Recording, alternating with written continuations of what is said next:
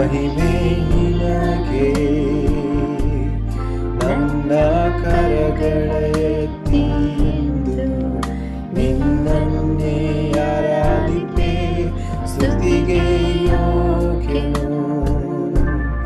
ಮಹಿಮೆ ನಿನಗೆ. ನನ್ನ ಕರಗಳ ಎತ್ತಿ ಎಂದು ನಿನ್ನನ್ನೇ ಆರಾಧಿಪೆ. ನೀ ಉನ್ನತ ಅದ್ಭುತವ ಮಾಡುವೆ. ನಿನ್ನ ಹಾಗೆ ಯಾರೂ ಇಲ್ಲ. ನಿನ್ನ ಹಾಗೆ ಯಾರೂ ಇಲ್ಲ.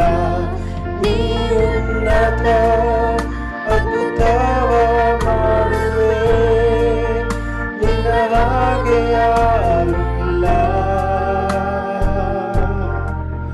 ನಿನ್ನ ಹಾಗೆ ಯಾರೂ ಇಲ್ಲ.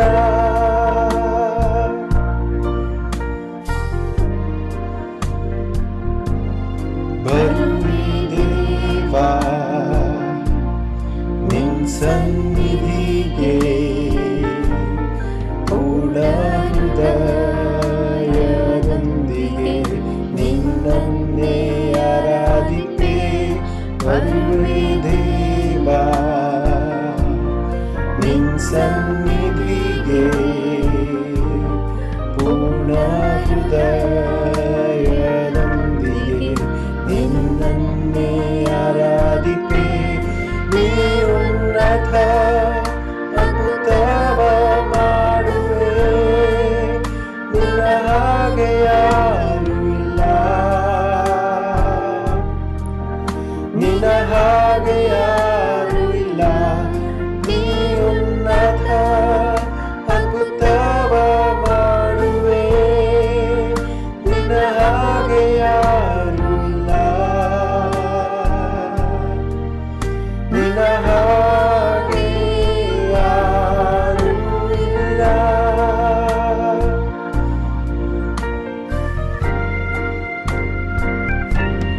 ನೀ ಉನ್ನತ ಅದ್ಭುತವ ಮಾಡುವೆ. ನಿನ್ನ ಹಾಗೆ ಯಾರೂ ಇಲ್ಲ. ನಿನ್ನ ಹಾಗೆ ಯಾರೂ ಇಲ್ಲ. ನೀ ಉನ್ನತ ಅದ್ಭುತವ ಮಾಡುವೆ. ನಿನ್ನ ಹಾಗೆ ಯಾರೂ ಇಲ್ಲ. ನಿನ್ನ ಹಾಗೆ ಯಾರೂ ಇಲ್ಲ. ನೀ ಉನ್ನತ ಅದ್ಭುತವ ಮಾಡುವೆ. ನಿನ್ನ ಹಾಗೆ ಯಾರೂ ಇಲ್ಲ. ನಿನ್ನ ಹಾಗೆ ಯಾರೂ ಇಲ್ಲ. ನೀ ಉನ್ನತ ಅದ್ಭುತವ ಮಾಡುವೆ. ನಿನ್ನ ಹಾಗೆ ಯಾರೂ ಇಲ್ಲ. ನಿನ್ನ ಹಾಗೆ ಯಾರೂ ಇಲ್ಲ. ನಿನ್ನ ಹಾಗೆ ಯಾರೂ ಇಲ್ಲ. ನಿನ್ನ ಹಾಗೆ ಯಾರೂ ಇಲ್ಲ. ನಿನ್ನ ಹಾಗೆ ಯಾರೂ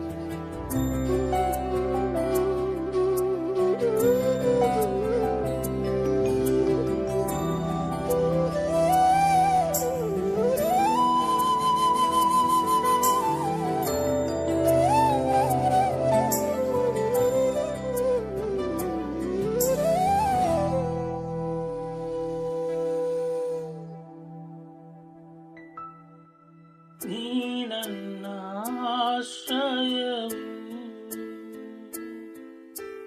ನೀ ನನ್ನ ಕೋಟೆಯು, ನೀ ನನ್ನ ಪ್ರಾಣನಾಥ, ನೀ ನನ್ನ ದೇವಾ, ನೀ ನನ್ನ ಆಶ್ರಯವು, ನೀ ನನ್ನ ಕೋಟೆಯು,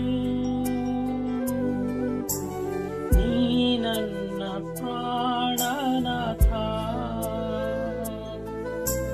ನೀ ನನ್ನ ದೇವಾ. ಆರಾಧಿಸುವೆ ಪೂರ್ಣ ಹೃದಯದಿಂದ, ಆರಸಿ ನಿನ್ಮುಖ ಜೀವಮಾನವೆಲ್ಲ, ಸೇವೆ ಮಾಡುವೆ ನೀನೆ ಸರ್ವವೆಂದು, ದಾಸನು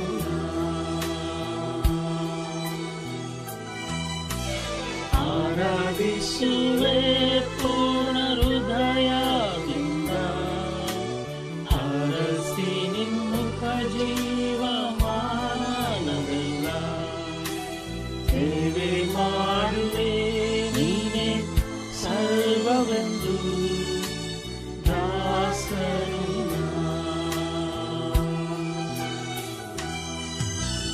ದಾಸನು ದೇವಾ, ದಾಸನು ದೇವಾ, ದಾಸನು ದೇವಾ, ದಾಸನು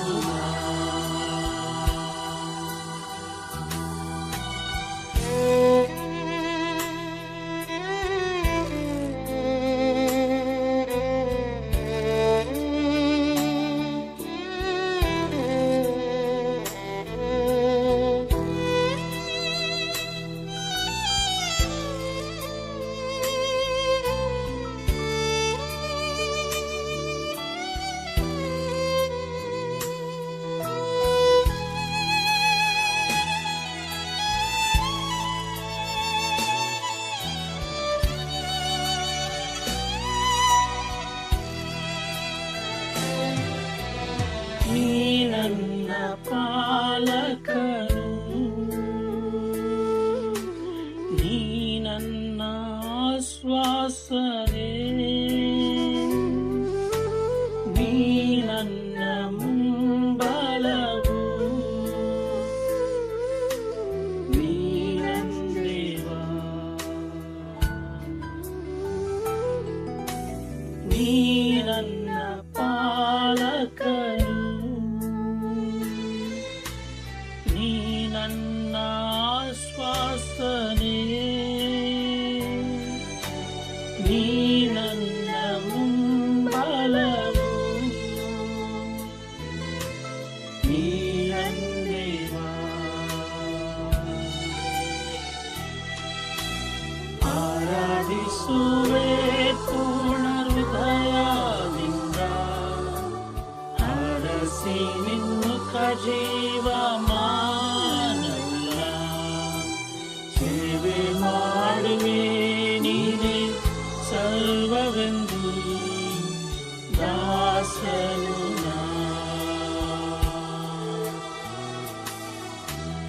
ಆರಾಧಿಸುವೆ ಪೂರ್ಣ ಹೃದಯದಿಂದ, ಆರಸಿ ನಿನ್ಮುಖ ಜೀವಮಾನವೆಲ್ಲ, ಸೇವೆ ಮಾಡುವೆ ನೀನೆ ಸರ್ವವೆಂದು, ದಾಸನು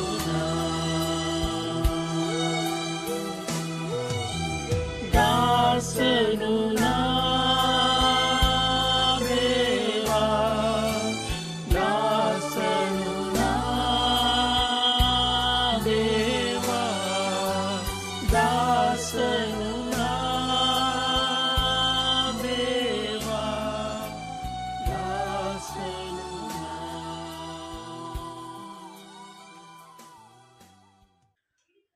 good morning brothers and sisters and friends, ನಿಮ್ಮೆಲ್ಲರಿಗೂ ಈ ಮುಂಜಾನೆಯ ಆನ್ಲೈನ್ ಆರಾಧನೆಗೆ ಸ್ವಾಗತ ಸುಸ್ವಾಗತ. ಸಮಯದಲ್ಲಿ ನಾವು ದೇವರ ವಾಕ್ಯದಿಂದ ಒಂದು ವಚನವನ್ನು ನೋಡೋಣ. ಅಪೊಸ್ತಲರು 17ನೇ ಅಧ್ಯಾಯ ವಚನ 30. ಆ ಅಜ್ಞಾನ ಕಾಲಗಳನ್ನು ದೇವರು ಲಕ್ಷ್ಯಕ್ಕೆ ತರಲಿಲ್ಲ.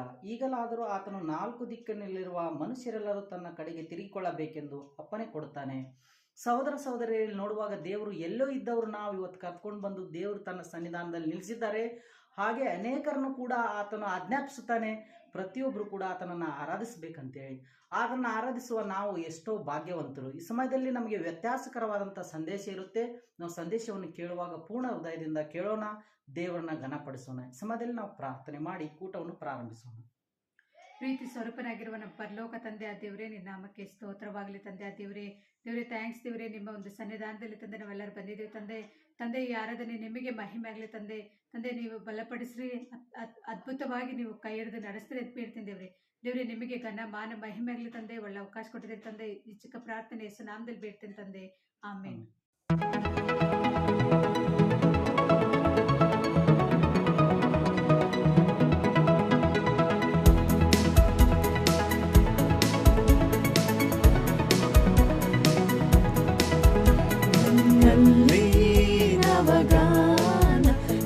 ರಾಜ ಕೊಡುವನು ನನ್ನಲ್ಲಿ ನವಗಾನ, ಯೇಸು ರಾಜ ಕೊಡುವನು. ಆನಂದದಿಂದ ನಾ ಹಾಡಿ ಸ್ತುತಿಸುವೆ ಜೀವದಂತ್ಯ ಕಾಲವೆಲ್ಲ. ಹಲ್ಲೆಲೂಯ, ಆನಂದದಿಂದ ನಾ ಹಾಡಿ ಸ್ತುತಿಸುವೆ ಜೀವದಂತ್ಯ ಕಾಲವೆಲ್ಲ. ನನ್ನಲ್ಲಿ ನವಗಾನ, ಯೇಸು ರಾಜ ಕೊಡುವನು. ನನ್ನಲ್ಲಿ ನವಗಾನ, ಯೇಸು ರಾಜ ಕೊಡುವನು.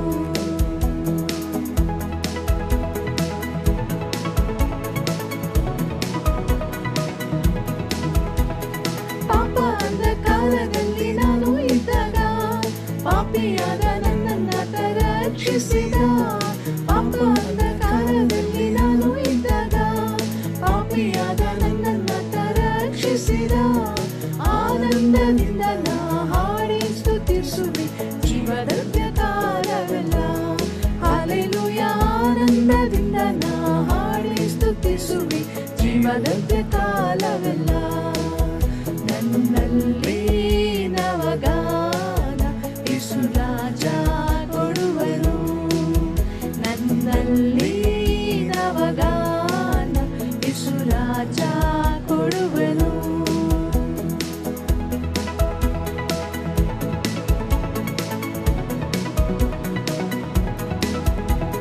ಪಾಪ ಕೂಲಿಯಿಂದ ಆತ ನನ್ನನ್ನೆತ್ತಿದ, ಜೀವ ರಕ್ತದಿಂದ ಪೂರ್ಣವಾಗಿ ತೊಳೆದ. ಪಾಪ ಕೂಲಿಯಿಂದ ಆತ ನನ್ನನ್ನೆತ್ತಿದ, ಜೀವ ರಕ್ತದಿಂದ ಪೂರ್ಣವಾಗಿ ತೊಳೆದ. ಆನಂದದಿಂದ ನಾ ಹಾಡಿ ಸ್ತುತಿಸುವೆ ಜೀವದಂತ್ಯ ಕಾಲವೆಲ್ಲ. ಹಲ್ಲೆಲೂಯ, ಆನಂದದಿಂದ ನಾ ಹಾಡಿ ಸ್ತುತಿಸುವೆ ಜೀವದಂತ್ಯ ಕಾಲವೆಲ್ಲ. ನನ್ನಲ್ಲಿ ನವಗಾನ, ಯೇಸು ರಾಜ ಕೊಡುವನು. ನನ್ನಲ್ಲಿ ನವಗಾನ, ಯೇಸು ರಾಜ ಕೊಡುವನು. ಬೆಳಗಿನ ನಮಸ್ಕಾರಗಳು ಮತ್ತೊಮ್ಮೆ ಸಹೋದರ ಸಹೋದರಿ ಮತ್ತು ಸ್ನೇಹಿತರೆ. ನಾವು ಈ ಇಡೀ ವರ್ಷ ಸಭೆಯಾಗಿ ಪವಿತ್ರಾತ್ಮರ ನೇತೃತ್ವದಲ್ಲಿ ಅನ್ನುವಂತಹ ಒಂದು ಶೀರ್ಷಿಕೆಯಲ್ಲಿ ಆಳವಾಗಿ ಕಲಿತು ಅರ್ಥ ಮಾಡಿಕೊಂಡು ಅದರ ಪ್ರಕಾರ ಜೀವಿಸಬೇಕು ಅಂತ ಆಸೆ ಪಡ್ತಾ ಇದ್ದೇವೆ. ಕೆಲವು ಪ್ರಶ್ನೆಗಳು ಕೇಳೋದಕ್ಕೆ ಇಷ್ಟಪಡ್ತೀವಿ. ಪವಿತ್ರಾತ್ಮರ ನೇತೃತ್ವದಲ್ಲಿ ಅಥವಾ ಅವರ ಮಾರ್ಗದರ್ಶನದಲ್ಲಿ ಅವರು ನಡೆಸಲ್ಪಟ್ಟಂತೆ ನಾವು ನಡೆಯಬೇಕು. ಇದರ ಅರ್ಥ ಏನು? ಎಷ್ಟರ ಮಟ್ಟಿಗೆ ನಾವು ಇದರಲ್ಲಿರುವಂತಹ ಸತ್ಯಾಂಶನ, ನಿಜಾಂಶನ ಪ್ರಾಯೋಗಿಕವಾಗಿ ಅರ್ಥ ಮಾಡಬೇಕು. ಉದಾಹರಣೆಗೆ, ಪವಿತ್ರಾತ್ಮರಂದ್ರೆ ಯಾರು, ಎಲ್ಲಿರ್ತಾರೆ, ಯಾರೆಲ್ಲ ಪಾಪಗಳಿಂದ ಮನಸ್ಸಾಂತರ ಹೊಂದಿ ಜ್ಞಾನಸ್ಥಾನ ಪಡೆದಿದ್ದೀರೋ? ನಮಗೆಲ್ಲ ಗೊತ್ತಿದೆ. ನಾವು ಜ್ಞಾನಸ್ಥಾನ ಪಡೆದಾಗ 2 ವಿಷಯಗಳಾಗುತ್ತೆ. ಅಪೊಸ್ತಲರ 2ನೇ ಅಧ್ಯಾಯ 36ರಿಂದ 38 ಓದ್ದ ಅಂದ್ರೆ ನಮ್ಗೆ ಅರ್ಥ ಆಗುತ್ತೆ. ನಮ್ಮ ಪಾಪಗಳೆಲ್ಲ ನಾವು ಮನಸಾಂತರ ಹೊಂದಿ ಯೇಸುನ ನಂಬಿ ಮನಸಾಂತರ ಹೊಂದಿರೋ ಒಂದು ಕಾರಣವಾಗಿ ಅವ್ರನ್ನ ನಾವು ನಮ್ಮ ರಕ್ಷಕರಾಗಿ ಅಂಗೀಕಾರ ಮಾಡ್ಕೊಂಡಿರೋ ಕಾರಣವಾಗಿ ಜ್ಞಾನಸ್ಥಾನ ತಗೊಳ್ಬೇಕಾದ್ರೆ ನಮ್ಮ ಪಾಪ ಎಲ್ಲ ತೊಳೆದೋಗ್ಬಿಡುತ್ತೆ. ನಮಗೆ ಪವಿತ್ರಾತ್ಮ ವರ ಅಂದ್ರೆ ಪವಿತ್ರಾತ್ಮರು ದೇವರು ನಮ್ಮೊಳಗೆ ಜೀವಿಸೋದಕ್ಕೆ ಶುರು ಮಾಡ್ತಾರೆ. ಹಂಗಂದ್ರೆ ಅರ್ಥ ಏನು? ಈಗ ಪವಿತ್ರಾತ್ಮರು ನನ್ನ ಒಳಗಿದ್ದಾರೆ ಅಂತಂದ್ರೆ ಜ್ಞಾನದಲ್ಲಿ ಅರ್ಥ ಆಗ್ತಾ ಇದೆ. ಹೌದು, ಅಪೊಸ್ತಲರ 2:36 38 ಹೋದ್ರ ಅಂದ್ರೆ ನಾನು ಮನಸಾಂತರ ಹೊಂದಿ ಜ್ಞಾನಸ್ಥಾನ ತಗೊಂಡೆ, ಪವಿತ್ರಾತ್ಮ ವರ ನಾನು ಪಡೆದೆ ಅಂತ. ಎಷ್ಟರ ಮಟ್ಟಿಗೆ ಅದು ಪ್ರಾಯೋಗಿಕವಾಗಿ ನಾವು ಅರ್ಥ ಮಾಡ್ಕೊಂಡಿದ್ದೀವಿ? ಅವ್ರು ನಮ್ಮೊಳಗಿದ್ದಾರೆ ಅಂತಂದ್ರೆ ಎಲ್ಲಿದ್ದಾರೆ, ಹೇಗಿದ್ದಾರೆ? ಹೃದಯದಲ್ಲಿದ್ದಾರ, ಮೆದುಳಲ್ಲಿದ್ದಾರ, ಎಲ್ಲಿದ್ದಾರೆ, ಹೇಗಿದ್ದಾರೆ, ಯಾಕಿದ್ದಾರೆ? ಎಷ್ಟರ ಮಟ್ಟಿಗೆ ನಾವು ಇದ್ರ ಬಗ್ಗೆ ಇನ್ನಷ್ಟು ಆಳವಾಗಿ ತಿಳ್ಕೊಳ್ಳೋದಕ್ಕೆ ಪ್ರಯತ್ನ ಪಡ್ತಾ ಇದ್ದೀವಿ? ಪವಿತ್ರಾತ್ಮರು ನಮ್ಮ ಹತ್ರ ಮಾತಾಡ್ತಾ ಇದ್ರೆ ಹೇಗ್ ಮಾತಾಡ್ತಾರೆ? ಪವಿತ್ರಾತ್ಮರ ಧ್ವನಿ ಇದು ನಮಗೆ ಹಲವಾರು ಧ್ವನಿಗಳು ನಮ್ಮ ಮನಸ್ಸಿನಲ್ಲಿ ನಮ್ಮ ಮೆದುಳಲ್ಲಿ ಓಡ್ತಾ ಇರುತ್ತೆ. ಕೆಲವು ನಮ್ಮದೇ ಆದಂತ ಆಲೋಚನೆಗಳು, ನಮ್ಮದೇ ಕಲ್ಪನೆಗಳು, ಅನೇಕ ರೀತಿಯಾದಂತ ಚಿಂತೆಗಳು, ಬಾಧೆಗಳು, ಆಲೋಚನೆಗಳು, ಅದು ಇದು ಎಲ್ಲ ಓಡ್ತಾ ಇರುತ್ತೆ ನಮ್ಮ ತಲೆ. ಆ ಧ್ವನಿಗಳ ಮಧ್ಯದಲ್ಲಿ ಪವಿತ್ರಾತ್ಮರ ಧ್ವನಿ ಯಾವುದು? ಹೇಗೆ ಅರ್ಥ ಮಾಡ್ಕೊಳ್ಳೋದು? ಹೇಗ್ ಕಂಡುಹಿಡಿಯೋದು? ಎಷ್ಟರ ಮಟ್ಟಿಗೆ ನಾವು ಇದರಲ್ಲಿ ಅಧ್ಯಯನದಲ್ಲಿ ಮುಳುಗಿ ಅರ್ಥ ಮಾಡ್ಕೊಳ್ತಾ ಇದ್ವಿ, ಜೀರ್ಣಿಸ್ಕೊಂತಾ ಇದ್ರಿ, ಅದ್ರ ಪ್ರಕಾರ ನಡೀತಾ ಇದ್ದೀರಿ? ನನಗೆ ತಿಳಿದ ಮಟ್ಟಕ್ಕೆ ನಮ್ಮ ಸಭೆಯಲ್ಲಿ ನಾವು ಅನೇಕರು ಇದ್ರ ಬಗ್ಗೆ ಅಷ್ಟೊಂದು ಅನ್ವೇಷಣೆ ಮಾಡ್ತಾ ಇಲ್ಲ, ಅಧ್ಯಯನ ಮಾಡ್ತಾ ಇಲ್ಲ, ಅರ್ಥ ಮಾಡ್ಕೊಳ್ತಾ ಇಲ್ಲ. ಹೌದು, ತಂದೆ ಮಗ ಪವಿತ್ರಾತ್ಮರಿದ್ದಾರೆ, ಯೇಸು ಕ್ರಿಸ್ತರು ನಮಗೋಸ್ಕರ ಇದೆಲ್ಲ ಮಾಡಿದ್ದಾರೆ, ಅವ್ರ ಬಗ್ಗೆ ಇಷ್ಟೆಲ್ಲ ಬರ್ದಿದೆ, ಅಷ್ಟರ ಮಟ್ಟಿಗೆ ನಮ್ಗೆ ಅರ್ಥ ಆಗ್ತದೆ, ಯೇಸು ಕ್ರಿಸ್ತರು ಹತ್ರ ಪ್ರಾರ್ಥನೆ ಮಾಡ್ತೀನಿ, ಹಾಗೆ ಹೀಗೆ ಅಂತ ಜೀವನ ಮಾಡ್ಕೊಂಡ್ ಬರ್ತಾ ಇದ್ರಿ. ಆದ್ರೆ ಪವಿತ್ರಾತ್ಮರು ನನ್ನೊಳಗೆ ಜೀವನ ಮಾಡ್ತಾ ಇದ್ದಾರೆ. ಈ ವಿಷಯ ಆಳವಾಗಿ ಅರ್ಥ ಮಾಡ್ಕೊಂಡು ಪ್ರತಿದಿನ ಅವರ ಮಾರ್ಗದರ್ಶನದಲ್ಲಿ ನಡಿಬೇಕು, ಅವರ ಧ್ವನಿ ಕೇಳಿಸ್ಕೊಂಡು ಆ ಧ್ವನಿ ಪ್ರಕಾರ ನಾವು ನಡಿಬೇಕು. ಇದನ್ನ ನಾವು ಎಷ್ಟರ ಮಟ್ಟಿಗೆ ಮಾಡ್ತಾ ಇದ್ದೀವಿ? ನಾವು ಈ ಎಲ್ಲಾ ಪ್ರಶ್ನೆಗಳಿಗೆ ಉತ್ತರ ಇವತ್ತು ನಾನು ನನ್ನ ಈ ಒಂದು ಪಾಠದಲ್ಲಿ ಅದ್ರ ಬಗ್ಗೆ ನಾನು ಉತ್ತರ ಹೇಳಕ್ ಹೋಗೋದಿಲ್ಲ. ಇದನ್ನೆಲ್ಲ ಬಿಟ್ಟು ಇದೆಲ್ಲ ಬೇಕು ಅಂತಂದ್ರೆ ನನ್ನ ರಿಕ್ವೆಸ್ಟ್ ಏನಂತಂದ್ರೆ ಪ್ರತಿಯೊಬ್ಬರು ಕೂಡ ಸತ್ಯವೇದ ಇದೆ, ಸತ್ಯವೇದ ವಚನಗಳನ್ನ ಓದೋಣ, ಅಧ್ಯಯನ ಮಾಡೋಣ, ಪ್ರಾರ್ಥನೆ ಮಾಡೋಣ. ದೇವ್ರೆ, ಪವಿತ್ರಾತ್ಮರೇ, ನಿಮ್ಮ ಬಗ್ಗೆ ನಾನು ಕಲಿಬೇಕಾಗಿದೆ, ನನಗೆ ಕಲಿಸಿ ಅಂತ ಹೇಳಿ ಪ್ರಾರ್ಥನೆ ಮಾಡಿ ಈ ಅಧ್ಯಯನ ಮಾಡಿದಾಗ ಬಹಳಷ್ಟು ವಿಷಯಗಳು ನಮಗೆ ತಿಳಿಯುತ್ತೆ. ಸೊ ದಯವಿಟ್ಟು ಅದರಲ್ಲಿ ಆ ಅನ್ವೇಷಣೆಯಲ್ಲಿ ಆ ಅಧ್ಯಯನದಲ್ಲಿ ಬಹಳ ಮುಳುಗುವ. ಇವತ್ತು ಅದೆಲ್ಲ ಬಿಟ್ಟು ಒಂದು ಪ್ರಶ್ನೆ ಏನ್ ಕೇಳ್ಬೇಕಂತಂದ್ರೆ, ನೀವು ಪವಿತ್ರಾತ್ಮರಿಂದ ಮುನ್ನಡೆಸಬೇಕೆಂದು ಬಯಸುತ್ತೀರಾ? ಯಾಕೆ ಇದನ್ನೆಲ್ಲ ಮಾಡ್ಬೇಕು? ಯಾಕೆ ಪವಿತ್ರಾತ್ಮರ ಬಗ್ಗೆ ಅರ್ಥ ಮಾಡ್ಕೋಬೇಕು? ಅವರು ನಡೆಸಿದಂತೆ ನಡಿಬೇಕು ಅಂತ ಯಾಕೆ ನಾವು ಬಯಸ್ಬೇಕು? ಯೋಚನೆ ಮಾಡಿ ನೋಡಿ. ನಮ್ಮ ಎಲ್ಲಾ ಸಂಬಂಧಗಳಲ್ಲಿ ಬಹಳ ಆತ್ಮೀಯವಾಗಿರುವಂತ ಸಂಬಂಧ ಅಂದ್ರೆ ಯಾವುದು? ಬಹಳ ಜನ ಹೇಳ್ಬೋದು ತಂದೆ ತಾಯಿ ಮತ್ತು ಮಕ್ಕಳ ಅಂತ. ಅದರಲ್ಲೂ ತಾಯಿ ಮಗುವಿನ ಒಂದು ಸಂಬಂಧ ಬಹಳ ಆತ್ಮೀಯ ಅಂತ ಹೇಳ್ಬೋದು. ನನ್ನ ಪ್ರಕಾರ ಪ್ರಾಯೋಗಿಕವಾಗಿ ನೋಡೋದಾದ್ರೆ ಅದಕ್ಕಿಂತ ಮಿಗಿಲಾದದ್ದು ಗಂಡ ಹೆಂಡತಿ. ಅವ್ರು ನಿಜವಾಗ್ಲೂ ಎರಡು ಒಂದಾಗ್ತಾರೆ. ಅಷ್ಟರ ಮಟ್ಟಿಗೆ ಅನ್ಯೋನ್ಯತೆ, ಅಷ್ಟರ ಮಟ್ಟಿಗೆ ಆತ್ಮೀಯತೆ ಗಂಡ ಹೆಂಡತಿಯಲ್ಲಿ ಇರ್ತಾರೆ. ಅಷ್ಟು ಆತ್ಮೀಯತೆ ಹೊಂದಿರುವಂತಹ ಗಂಡ ಹೆಂಡತಿಯ ಸಂಬಂಧ ಕೂಡ ನೋಡಿದ್ರೆ ಗಂಡನ ಹೊರಗೇನೆ ಹೆಂಡತಿ ಇರೋದು, ಹೆಂಡತಿಯ ಹೊರಗೇನೆ ಗಂಡ ಇರೋದು.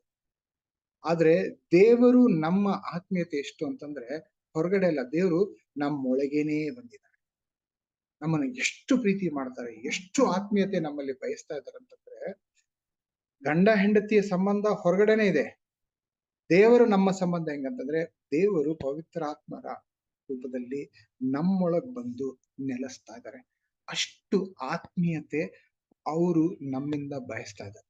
ಅಂದ್ರೆ ಈ ಆತ್ಮೀಯತೆ ಒಂದು ಸಂಬಂಧ ಬೆಳೆಸ್ಕೊಳ್ಳೋದಕ್ಕೋಸ್ಕರ ದೇವರು ಕೈ ಚಾಚಿ ಹಲವಾರು ಹೆಜ್ಜೆ ಮುಂದೆ ಬಂದಿದ್ದಾರೆ, ನಮ್ಮೊಳಗೆ ನೆಲೆಸೋದಕ್ಕೆ ಬಂದಿದ್ದಾರೆ. ಈ ಇಷ್ಟು ಪ್ರೀತಿ ಮಾಡುವಂತಹ ಈ ದೇವರ ಜೊತೆ ಆತ್ಮೀಯತೆ ಬೆಳೆಸ್ಕೊಳ್ಳೋದಕ್ಕೆ, ಯಾಕೆ ನನ್ನೊಳಗೆ ಇದ್ದಾರೆ. ನಾನ್ ಪಾಪಿ, ನನ್ನೊಳಗ್ ಬರಕ್ ಅಸಾಧ್ಯ. ಅವರು ಏನ್ ಮಾಡಿದ್ರು? ಯೇಸು ಕ್ರಿಸ್ತರಾಗಿ ತನ್ನ ಪ್ರಾಣ ನಮಗೋಸ್ಕರ ಬಲಿದಾನ ಮಾಡಿ, ಆ ರಕ್ತದಿಂದ, ಆ ಬಲಿದಾನದಿಂದ ನನ್ನ ಎಲ್ಲಾ ಪಾಪಗಳನ್ನ ತೊಳೆದು ನನ್ನನ್ನ ಪರಿಶುದ್ಧ ಮಾಡಿ, ಈ ದೇಹವನ್ನು ದೇವಾಲಯವಾಗಿ ಮಾಡಿ ಪವಿತ್ರಾತ್ಮರಾಗಿ ನಮ್ಮೊಳಗ್ ಬರ್ತಾ ಇದ್ದಾರೆ. ಅಂದ್ರೆ ಎಷ್ಟರ ಮಟ್ಟಿಗೆ ನನ್ನ ಮೇಲೆ ಅವರಿಗೆ ಪ್ರೀತಿ ಇದೆ, ನಮ್ಮೆಲ್ಲರ ಮೇಲೆ ಅಷ್ಟು ಆತ್ಮೀಯವಾದಂತ ಪ್ರೀತಿ ಇದೆ. ಆ ಪ್ರೀತಿನ ಅರ್ಥ ಮಾಡ್ಕೊಳ್ಳೋಣ. ಆ ಪ್ರೀತಿಯಿಂದ ಅವ್ರು ಕೈ ಚಾಯ್ತಾ ಇದ್ದಾರೆ. ನಾವು ಬಾಚ್ಕೊಳ್ಳೋಣ, ಅಪ್ಕೊಳ್ಳೋಣ ಈ ಪ್ರೀತಿನ. ಯಾಕೆ ಇದು ಒಂದು ನಾವು ಅರ್ಥ ಮಾಡ್ಕೋಬೇಕು. ಎಷ್ಟು ಪ್ರೀತಿ ಮಾಡ್ತಾ ಇದಾರೆ, ಅವ್ರ ಜೊತೆ ನಾನು ಸಂಬಂಧ ಬೆಳಿಬೇಕು. ನಾವು ಸಾಯೋ ಗಂಟ, ಕೊನೆ ಉಸಿರು ಇರುವವರೆಗೂ ಈ ಒಂದು ಜ್ಞಾನದಲ್ಲಿ, ಈ ಒಂದು ವಿವೇಕದಲ್ಲಿ ಬೆಳಿತಾನೆ ಇರ್ಬೇಕು ನಾವು. ಪವಿತ್ರಾತ್ಮರು ನನ್ನೊಳಗೆ ಹೇಗಿದ್ದಾರೆ, ಏನ್ ಮಾಡ್ತಾ ಇದ್ದಾರೆ, ಏನ್ ಹೇಳ್ತಾ ಇದ್ದಾರೆ, ಇದನ್ನ ನಾವು ಈ ಸಂಬಂಧದಲ್ಲಿ ಬೆಳಿತಾನೆ ಇರೋಣ. ಆ ಬೆಳಿತಾನೆ ಇರೋದಕ್ಕೋಸ್ಕರ ನಾವು ಒಂದು ಅರ್ಥ ಮಾಡ್ಕೋಬೇಕು. ಯಾಕೆ ಅವರ ನೇತೃತ್ವದಲ್ಲಿ ನಾವು ನಡಿಬೇಕು, ಅವರು ನಡೆಸಿದಂತೆ ಯಾಕೆ ನಾವು ಬಯಸಬೇಕು ಅಂದ್ರೆ, ನಾನು ಅರ್ಥ ಮಾಡ್ಕೊಂಡಿರುವಂತ ಕೆಲವು ಕಾರಣಗಳೇನಂದ್ರೆ, ಒಂದು, ಆಧ್ಯಾತ್ಮಿಕ ಯುದ್ಧವನ್ನು ಎದುರಿಸಲು ನಾವೆಲ್ಲರೂ ಕೂಡ, ನಮ್ ಕಣ್ಣು ಕಾಣ್ತಾ ಇದೆಯೋ ಇಲ್ವೋ, ನಾವು ನಂಬ್ತಿರೋ ಇಲ್ವೋ, ನಮ್ಗೆ ಅನಿಸ್ತಾ ಇದೆಯೋ ಇಲ್ವೋ, ನಿಜಾಂಶ ಏನಂತಂದ್ರೆ ನಾವೆಲ್ಲರೂ ಕೂಡ ಆಧ್ಯಾತ್ಮಿಕ ಯುದ್ಧದಲ್ಲಿದ್ದೀರಿ. ಈ ಯುದ್ಧದಲ್ಲಿ ನಾವು ಎದುರಿಸಬೇಕಂದ್ರೆ ನಮ್ಮ ಸ್ವಂತ ಶಕ್ತಿಯಿಂದ ಸಾಲದು, ಪವಿತ್ರಾತ್ಮರ ಶಕ್ತಿ ಬೇಕಾಗಿದೆ, ಪವಿತ್ರಾತ್ಮರ ಸಹಾಯ ಬೇಕಾಗಿದೆ. ಅದಕ್ಕೋಸ್ಕರ ನಾವು ಅವರ ನೇತೃತ್ವದಲ್ಲಿ, ಅವರು ಮುನ್ನಡೆಸಿದಂತೆ ನಡಿಬೇಕು. ಈ ಆಧ್ಯಾತ್ಮಿಕ ಯುದ್ಧವನ್ನು ಗೆಲ್ಲಬೇಕಾದ್ರೆ, ಎದುರಿಸ್ಬೇಕಾದ್ರೆ. ಮೊದಲನೇ ಕಾರಣ. ಎರಡನೇ ಕಾರಣ, ನಮ್ಗೆಲ್ಲರಿಗೂ ಗೊತ್ತಿದೆ, ಏನೋ ನನಗಂತೂ ಬಹಳ ಸಾರಿ ಅನುಭವ ಆಗಿದೆ. ನನ್ನ ಸ್ವಂತ ಇಚ್ಛೆಯಂತೆ ನಡೆದ ಅಂದ್ರೆ ಮುಗ್ಗರ್ಸ್ ಬೀಳ್ತೀನಿ, ಎಷ್ಟೋ ತಪ್ಪುಗಳು ಮಾಡ್ತೀನಿ, ಎಲ್ಲೆಲ್ಲೋ ಹೆಂಗೆಂಗೋ ಹೋಗಿ ಸಿಗಾಕೊಂಡ್ಬಿಡ್ತೀನಿ. ಹಲವಾರು ವಿಧದಲ್ಲಿ, ಹಲವಾರು ಸಂದರ್ಭಗಳಲ್ಲಿ ಬೇಡದ ರೀತಿಯಲ್ಲಿ ಹೋಗಿ ಸಿಗಾಕೊಂಡ್ಬಿಡ್ತೀನಿ. ಆ ರೀತಿಲಿ ಇಲ್ದರ ನನ್ನ ಚಿತ್ತದಂತಲ್ಲ, ಆತನ ಚಿತ್ತದಂತೆ, ಅಂದ್ರೆ ತಂದೆಯಾದಂತಹ ದೇವರ ಚಿತ್ತದಲ್ಲಿ ನಾನ್ ನಡಿಬೇಕು ಅಂತಂದ್ರೆ ನನಗೆ ಪವಿತ್ರಾತ್ಮರ ಸಹಾಯ ಬೇಕಾಗಿದೆ. ಸೊ ಅವರ ಚಿತ್ತೆಯಂತೆ ನನ್ನ ಜೀವನವನ್ನು ನಡೆಸಲು ನನಗೆ ಪವಿತ್ರಾತ್ಮರ ನೇತೃತ್ವ ಬೇಕಾಗಿದೆ. ಎರಡನೇ ಕಾರಣ. ಮೂರನೇ ಕಾರಣ, ಜೀವನವನ್ನು ಪೂರ್ಣವಾಗಿ ಬದುಕಲು. ನಮ್ಮಲ್ಲಿ ಹಲವಾರು ಜನ ನಾವು ಅರ್ಧ ಕಾಲ್ಭಾಗ ಕನಿಷ್ಠ ಜೀವನ ನಡೆಸ್ತಾ ಇದ್ದಾರೆ ಅಷ್ಟೇ. ಯೇಸು ಹೇಳಿದ್ದಾರೆ, ನಾನು ಬಂದಿರೋದು ನಿಮಗೆ ಜೀವ ಕೊಡೋದಕ್ಕೆ. ಅದ್ಯಾವುದು? ಅರ್ಧಂಬರ್ಧ ಜೀವನ ಅಲ್ಲ, ಸಂಪೂರ್ಣ ಜೀವನ. ಈ ಜೀವನವನ್ನು ಪೂರ್ಣವಾಗಿ, ಲೈಫ್ ಟು ದ ಫುಲ್ ಅನುಭವಿಸ್ಬೇಕು, ಬದುಕಬೇಕು ಅಂತಂದ್ರೆ ನಾವು ಪವಿತ್ರಾತ್ಮರ ನೇತೃತ್ವದಲ್ಲಿ, ಅವರು ಮುನ್ನಡೆಸಿದಂತೆ ನಾವು ನಡೆಯಬೇಕು. ಆವಾಗ ಮಾತ್ರ ನಮಗೆ ಈ ಪೂರ್ತಿ ಜೀವನ ಅನುಭವ ಮಾಡೋದಕ್ಕೆ ಸಾಧ್ಯ ಆಗುತ್ತೆ. ಸೊ ಆ ಕಾರಣವಾಗಿ ನಾವು ಅವರ ನೇತೃತ್ವದಲ್ಲಿ ನಡಿಬೇಕು. ಇದು ಮೂರನೇ ಕಾರಣ. ನಾಲ್ಕನೇ ಕಾರಣ, ನಾನು ಹೆಚ್ಚು ಹೆಚ್ಚು ಯೇಸುವಿನಂತೆ ಆಗಲು, ನನ್ನ ಗುಣಗಳಾಗ್ಲಿ, ನನ್ನ ಆಲೋಚನೆಗಳಾಗ್ಲಿ, ನನ್ನ ಸ್ವರೂಪ, ಅಂತರಂಗ ಸ್ವರೂಪ ಯೇಸುವಿನಂತೆ ಆಗ್ಬೇಕು. ಅದೇ ದೇವರ ಒಂದು ಇಚ್ಛೆ. ಆ ರೀತಿಲಿ ನಾನು ಯೇಸುವಾಗಿ ಮಾರ್ಪಾಡಾಗ್ಬೇಕು, ಬದಲಾವಣೆ ಆಗ್ಬೇಕು, ಪರಿವರ್ತನೆ ಆಗ್ಬೇಕು ಅಂತೆ. ಹಂಗಿದ್ರೆ ನನಗೆ ಪವಿತ್ರಾತ್ಮರ ಮುನ್ನಡೆಸುವ ಬೇಕಾಗಿದೆ, ಅವರ ನೇತೃತ್ವದಲ್ಲಿ ನಾನು ನಡಿಬೇಕಾಗಿದೆ. ಸೊ ಇಷ್ಟು ಮುಖ್ಯವಾದಂತಹ ಕಾರಣಗಳಿಗೋಸ್ಕರ ನಾವು ಅವರು ಮುನ್ನಡೆಸಿದಂತೆ ನಡೆಯೋದಕ್ಕೆ ಬಯಸಬೇಕು. ಅವರು ನಡೆಸಿದಂತೆ ನಾವು ನಡೆದಾಗ, ಏನೋ ಈ ವಿಷಯ ಹೌದು, ನಾನು ಪವಿತ್ರಾತ್ಮರು ಹೇಗ್ ನಡೆಸ್ತಾ ಇದ್ದಾರೆ ಹಾಗ್ ನಡೀತಾ ಇದ್ದೀನಿ ಅಂತಂದ್ರೆ, ನನ್ನ ಪ್ರಾರ್ಥನೆ ಇವತ್ತು ಈ ವಚನಗಳನ್ನ ಓದಿದಾಗ ಆ ಅನುಭವ ನಮ್ಗಾಗ್ಬೇಕು, ಆ ರುಚಿ ನಮಗ್ ಸಿಗ್ಬೇಕು.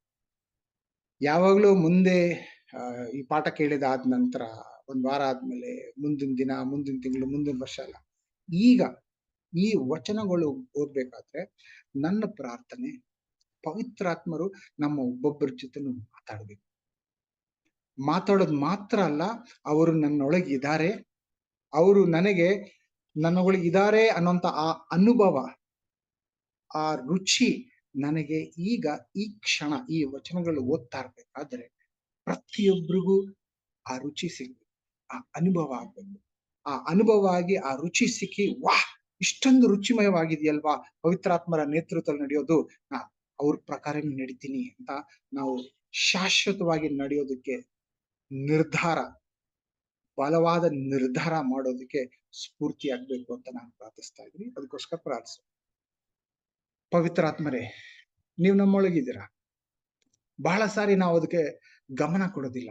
ನೀವೆಲ್ಲಿದ್ದೀರಾ, ಹೇಗಿದ್ದೀರಾ, ಏನ್ ಮಾಡ್ತಾ ಇದ್ದೀರಾ, ಏನ್ ಹೇಳ್ತಾ ಇದ್ದೀರಾ, ಯಾವ ರೀತಿಲಿ ನಡೆಸ್ತಾ ಇದ್ದೀರಾ, ನಿಮ್ಗೆ ಏನ್ ಅನ್ನಿಸ್ತಾ ಇದೆ, ಇದು ಯಾವ್ದ್ರ ಕಡೆನೂ ಗಮನ ಹರಿಸಿದ್ರೆ ನಮ್ಮ ಪಾಡಿಗೆ ನಾವು ಜನ ನಡ್ಸ್ಕೊಂಡು ಹೋಗ್ತಾ ಇರ್ತೀವಿ. ನಾವು ಶಿಷ್ಯರಾಗಿದ್ರು ಕೂಡ, ಯೇಸು ಕ್ರಿಸ್ತನ ಅರ್ಥ ಮಾಡ್ಕೊಂಡಿದ್ರು ಕೂಡ, ಶಿಲುಬೆನ ಅರ್ಥ ಮಾಡ್ಕೊಂಡಿದ್ರು ಕೂಡ, ಜ್ಞಾನಸ್ನಾನ ತಗೊಂಡಿದ್ರು ಕೂಡ, ಅನೇಕ ಬಾರಿ ಇದನ್ನೆಲ್ಲ ಅಸಡ್ಡೆ ಮಾಡಿ ಸಾಧಾರಣವಾಗಿ ನಾವು ಜೀವನ ಮಾಡ್ಕೊಂಡು ಹೋಗ್ತಾ ಇದ್ರಿ. ನಮ್ಮನ್ನ ಕ್ಷಮಿಸುವ. ನಾವು ಜೀವನ ಮಾಡಿದಾಗೆಲ್ಲ ನಾವು ಎಲ್ಲೆಲ್ಲಿ ಹೋಗ್ತಾ ಇದ್ರಿ, ಏನೇನ್ ಮಾಡ್ತಾ ಇದ್ರಿ, ಪ್ರತಿಯೊಂದು ಕ್ಷಣನೂ ನೀವು ನಮ್ ಜೊತೆ ಅಲ್ಲ, ನಮ್ಮೊಳಗೇನೆ ಇದ್ರಿ. ಆ ಅನುಭೂತಿ, ಆ ಅನುಭವ ಪ್ರತಿಯೊಬ್ಬರಿಗೂ ಆಗ್ಬೇಕು. ನಮ್ಮ ಸ್ವಂತ ಶಕ್ತಿಯಿಂದ ಅದು ಸಾಧ್ಯ ಆಗಿಲ್ಲ. ಅದಕ್ಕೋಸ್ಕರ ನಿಮ್ಮ ಹತ್ರ ಬೇಡ್ಕೊಂತ ಇದೀನಿ. ವಚನಗಳು, ಈ ಪಾಠವನ್ನು ಕೇಳಬೇಕಾದ್ರೆ ಕೇಳುಗರ ಪ್ರತಿಯೊಬ್ಬರ ಮನಸ್ಸಿನಲ್ಲೂ ಕೂಡ ನೀವು ಬರೀ ಇದು ಜ್ಞಾನವಾಗಿ ಅಲ್ದಿರ ಅನುಭವವಾಗಿ ರುಚಿ ಪ್ರತಿಯೊಬ್ಬರಿಗೂ ಸಿಗ್ಬೇಕು. ಆ ರೀತಿಯಲ್ಲಿ ಆಶೀರ್ವಾದ ಮಾಡಿ ಅಂತ ಬೇಡ್ಕೊಂತ ಇದ್ದೀನಿ. ಇದಿಲ್ಲ ಅಂದ್ರೆ ಬೇರೆ ಎಲ್ಲ ವೇಸ್ಟೇ ಸ್ವಾಮಿ. ಆ ರೀತಿಯಲ್ಲಿ ಅನುಭವ ಖಂಡಿತವಾಗ್ಲೂ ಪ್ರತಿಯೊಬ್ಬ ಕೇಳುವರಿಗೂ ನನಗೂ ಸೇರಿ ಆಗುತ್ತೆ ಈ ಒಂದು ಪಾಠ ಕೇಳಬೇಕಾದ್ರೆ ಅನ್ನುವಂತ ಸಂಪೂರ್ಣ ನಂಬಿಕೆಯಿಂದ ನಂಬಿ ಪವಿತ್ರಾತ್ಮರೇ ನಿಮ್ಮ ಹತ್ರ ನಾವು ಪ್ರಾರ್ಥನೆ ಮಾಡ್ತಾ ಇದ್ದೀರಿ. ಯೇಸುವಿನ ಹೆಸರಿನಲ್ಲಿ ಪ್ರಾರ್ಥನೆ ಮಾಡ್ತಾ ಇದ್ದೀರಿ. ಆಮೇಲೆ ಇದ್ರ ಬಗ್ಗೆ ಆಳವಾಗಿ ಕಲಿಬೇಕು ಅಂತಂದ್ರೆ ಇವತ್ತು ನಾವು ಯೇಸುವಿನ ಜೀವನದಲ್ಲಿ, ಅಂದ್ರೆ ಯೇಸು ಮತ್ತು ಪವಿತ್ರಾತ್ಮ ಅವರಿಂದ ಶುರು ಮಾಡಿ ಅಲ್ಲಿಂದ ಆ ಅನುಭವ ಹೇಗೆ ನಾವು ಕಲಿಬೇಕು, ಬೆಳಿಬೇಕು ಅನ್ನೋದ್ರ ಬಗ್ಗೆ ಗಮನಿಸೋಣ. ಇವಾಗ ನಾವು ಜ್ಞಾನಸ್ಥಾನ ಪಡೆದಿರೋದು ಏನೋ ದೇವರ ಸಹಾಯ ನಮಗ್ ಬೇಕು, ನಮ್ಮ ಪಾಪ ಎಲ್ಲ ತೊಳೆದು ಹೋಗಿ ಪವಿತ್ರಾತ್ಮರ ವರ ನಾವು ಪಡ್ಕೊಂಡ್ರಿ. ನಮ್ಗೆ ಪವಿತ್ರಾತ್ಮರು ಯಾಕೆ ಬೇಕಾಗಿದ್ದಾರೆ ಅಂತ ಹೇಳಿ ಈಗ 4 ಕಾರಣಗಳು ಹೇಳಿದ್ರು. ಹಾಗಿದ್ರೆ ಯೇಸು ಕ್ರಿಸ್ತರು ಯಾಕೆ ಜ್ಞಾನಸ್ಥಾನ ತಗೊಂಡ್ರು?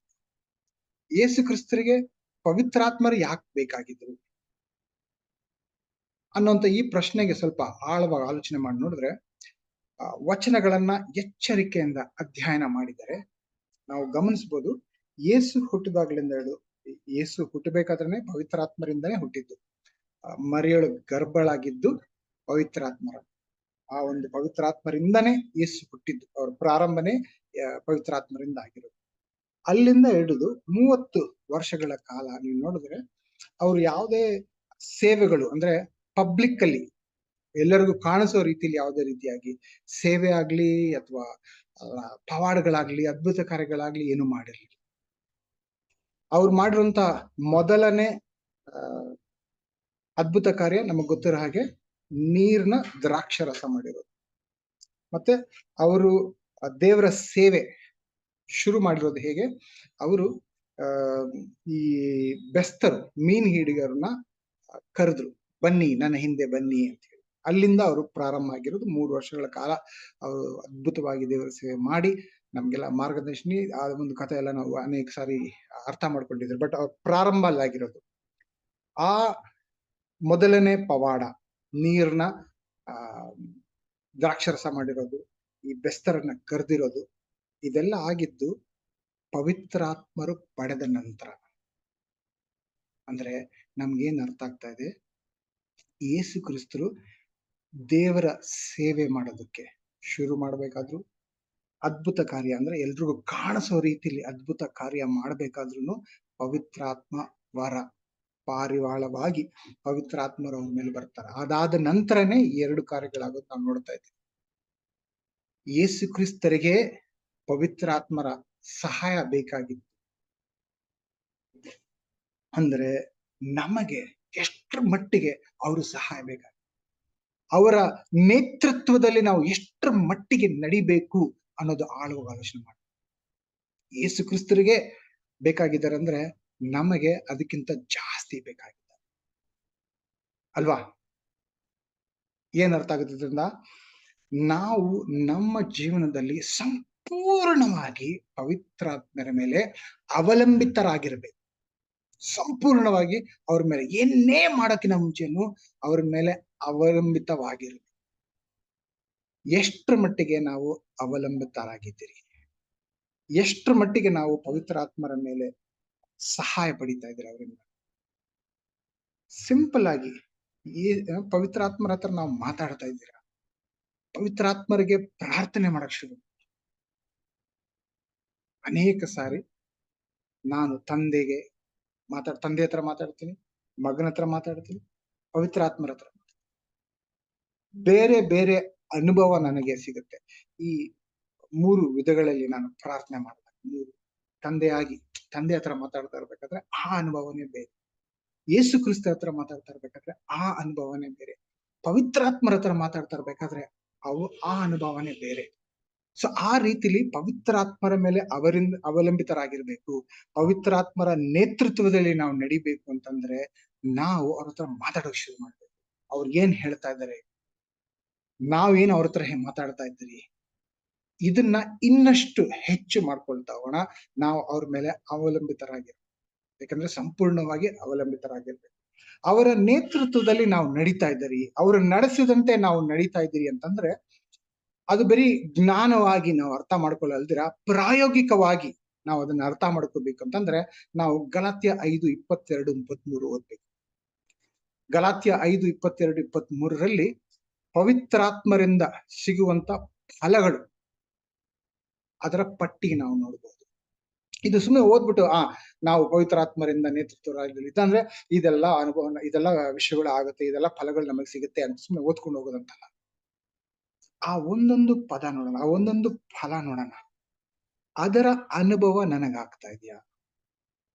ಆ ಅನುಭವದಲ್ಲಿದ್ರೆ ಅಂದ್ರೆ ಆ ಫಲಗಳ ಅನುಭವ, ಆ ಫಲಗಳ ರುಚಿ ನನಗೆ ಸಿಗ್ತಾ ಇದೆ ಅಂತಂದ್ರೆ ನಾನು ಪವಿತ್ರಾತ್ಮರ ನೇತೃತ್ವದಲ್ಲಿ ನಡೀತಾ ಇದ್ದೀನಿ, ಪವಿತ್ರಾತ್ಮರು ನಡೆಸಲ್ಪಟ್ಟಂತೆ ನಡೀತಾ ಇದ್ದೀನಿ ಅಂತ ಅರ್ಥ ಆಗ್ತಿದ್ಯಾ? ಅಂದ್ರೆ ಹೇಗ್ ಗೊತ್ತಾಗುತ್ತೆ ನಾನು ಪವಿತ್ರಾತ್ಮರ ನೇತೃತ್ವದಲ್ಲಿ ಇದ್ದೀನಿ, ಅವರು ತೋರಿಸುವಂತ ಮಾರ್ಗದರ್ಶನ ನಡೀತಾ ಇದ್ದೀನಿ ಅಂತಂದ್ರೆ ಅವರ ಫಲ, ಅಂದ್ರೆ ಗಲಾತ್ಯರ 5:22-23ರಲ್ಲಿ ಆ ಫಲಗಳ ಬಗ್ಗೆ ಹೇಳಂತ ಆ ಫಲಗಳ ರುಚಿ ನನಗ್ ಸಿಗ್ತಾ ಇದ್ರೆ ನಾನು ಅವರು ನಡೆಸದಂತೆ ನಡೀತಾ ಇದ್ದೀನಿ ಅಂತ ಅರ್ಥ. ಆ ಫಲಗಳ ರುಚಿ ಸಿಗ್ತಾ ಇಲ್ಲ ಅಂತಂದ್ರೆ ಅವರು ನಡೆಸಿದಂತೆ ನಾನು ನಡೀತಾ ಇಲ್ಲ ಅಂತ ಅರ್ಥ. ಸೊ ಅದು ಬರೀ ಜ್ಞಾನವಾಗೋದಿರ ಪ್ರಾಯೋಗಿಕವಾಗಿ ಆ ರುಚಿ. ನನ್ನ ಪ್ರಾರ್ಥನೆ ಈಗ ಆ ಪದಗಳನ್ನ ಒಂದೊಂದೇ ಅದ್ರ ಬಗ್ಗೆ ಆಲೋಚನೆ ಮಾಡ್ತಾ ಇರ್ಬೇಕಾದ್ರೆ ಆ ರುಚಿ ನಮ್ಗೆ ಇವಾಗ್ಲೇ ಆಗ್ಬೇಕು. ಅದಕ್ಕೋಸ್ಕರ ಪ್ರಾರ್ಥಿಸ್ತಾರೆ. ಸೊ ಗಲಾತ್ಯರ 5:22-23 ನೋಡಿದ್ರೆ ಮೊದಲನೇ ಫಲ ಹೇಳ್ತಾ ಇರೋದವರು ಪ್ರೀತಿ. ನೀವು ಅಂದ್ರೆ ಈ ಪ್ರೀತಿ ಅಂದ್ರೆ ಏನು, ಆ ಪ್ರೀತಿಯ ಫಲ ಹೇಗಿರುತ್ತೆ, ಪ್ರೀತಿಯ ಫಲದ ರುಚಿ ಹೇಗಿರುತ್ತೆ ಅಂತಂದ್ರೆ ನಾವು ಇತರರ ಬಗ್ಗೆ ನಿಜವಾದ ಕಾಳಜಿಯನ್ನು ಪ್ರದರ್ಶಿಸುತ್ತೀರಿ, ಅವರ ಯೋಗಕ್ಷೇಮವನ್ನು ಬಯಸುತ್ತೀರಿ. ಸೊ ನಮ್ಮ ಈ ಸಂಬಂಧಗಳಿದೆಯಲ್ಲ, ಬೇರೆಯವರು, ನಮ್ಮ ಕುಟುಂಬದವರು ಇರ್ಬೋದು, ನಮ್ಮ ಸ್ನೇಹಿತರು ಇರ್ಬೋದು, ಅಥವಾ ಬೇರೆ ಯಾರೇ ಆಗಿರ್ಲಿ, ಅವ್ರ ಮೇಲೆ ನಿಜವಾದ ಕಾಳಜಿ ಪ್ರದರ್ಶನ ಆಗುತ್ತೆ.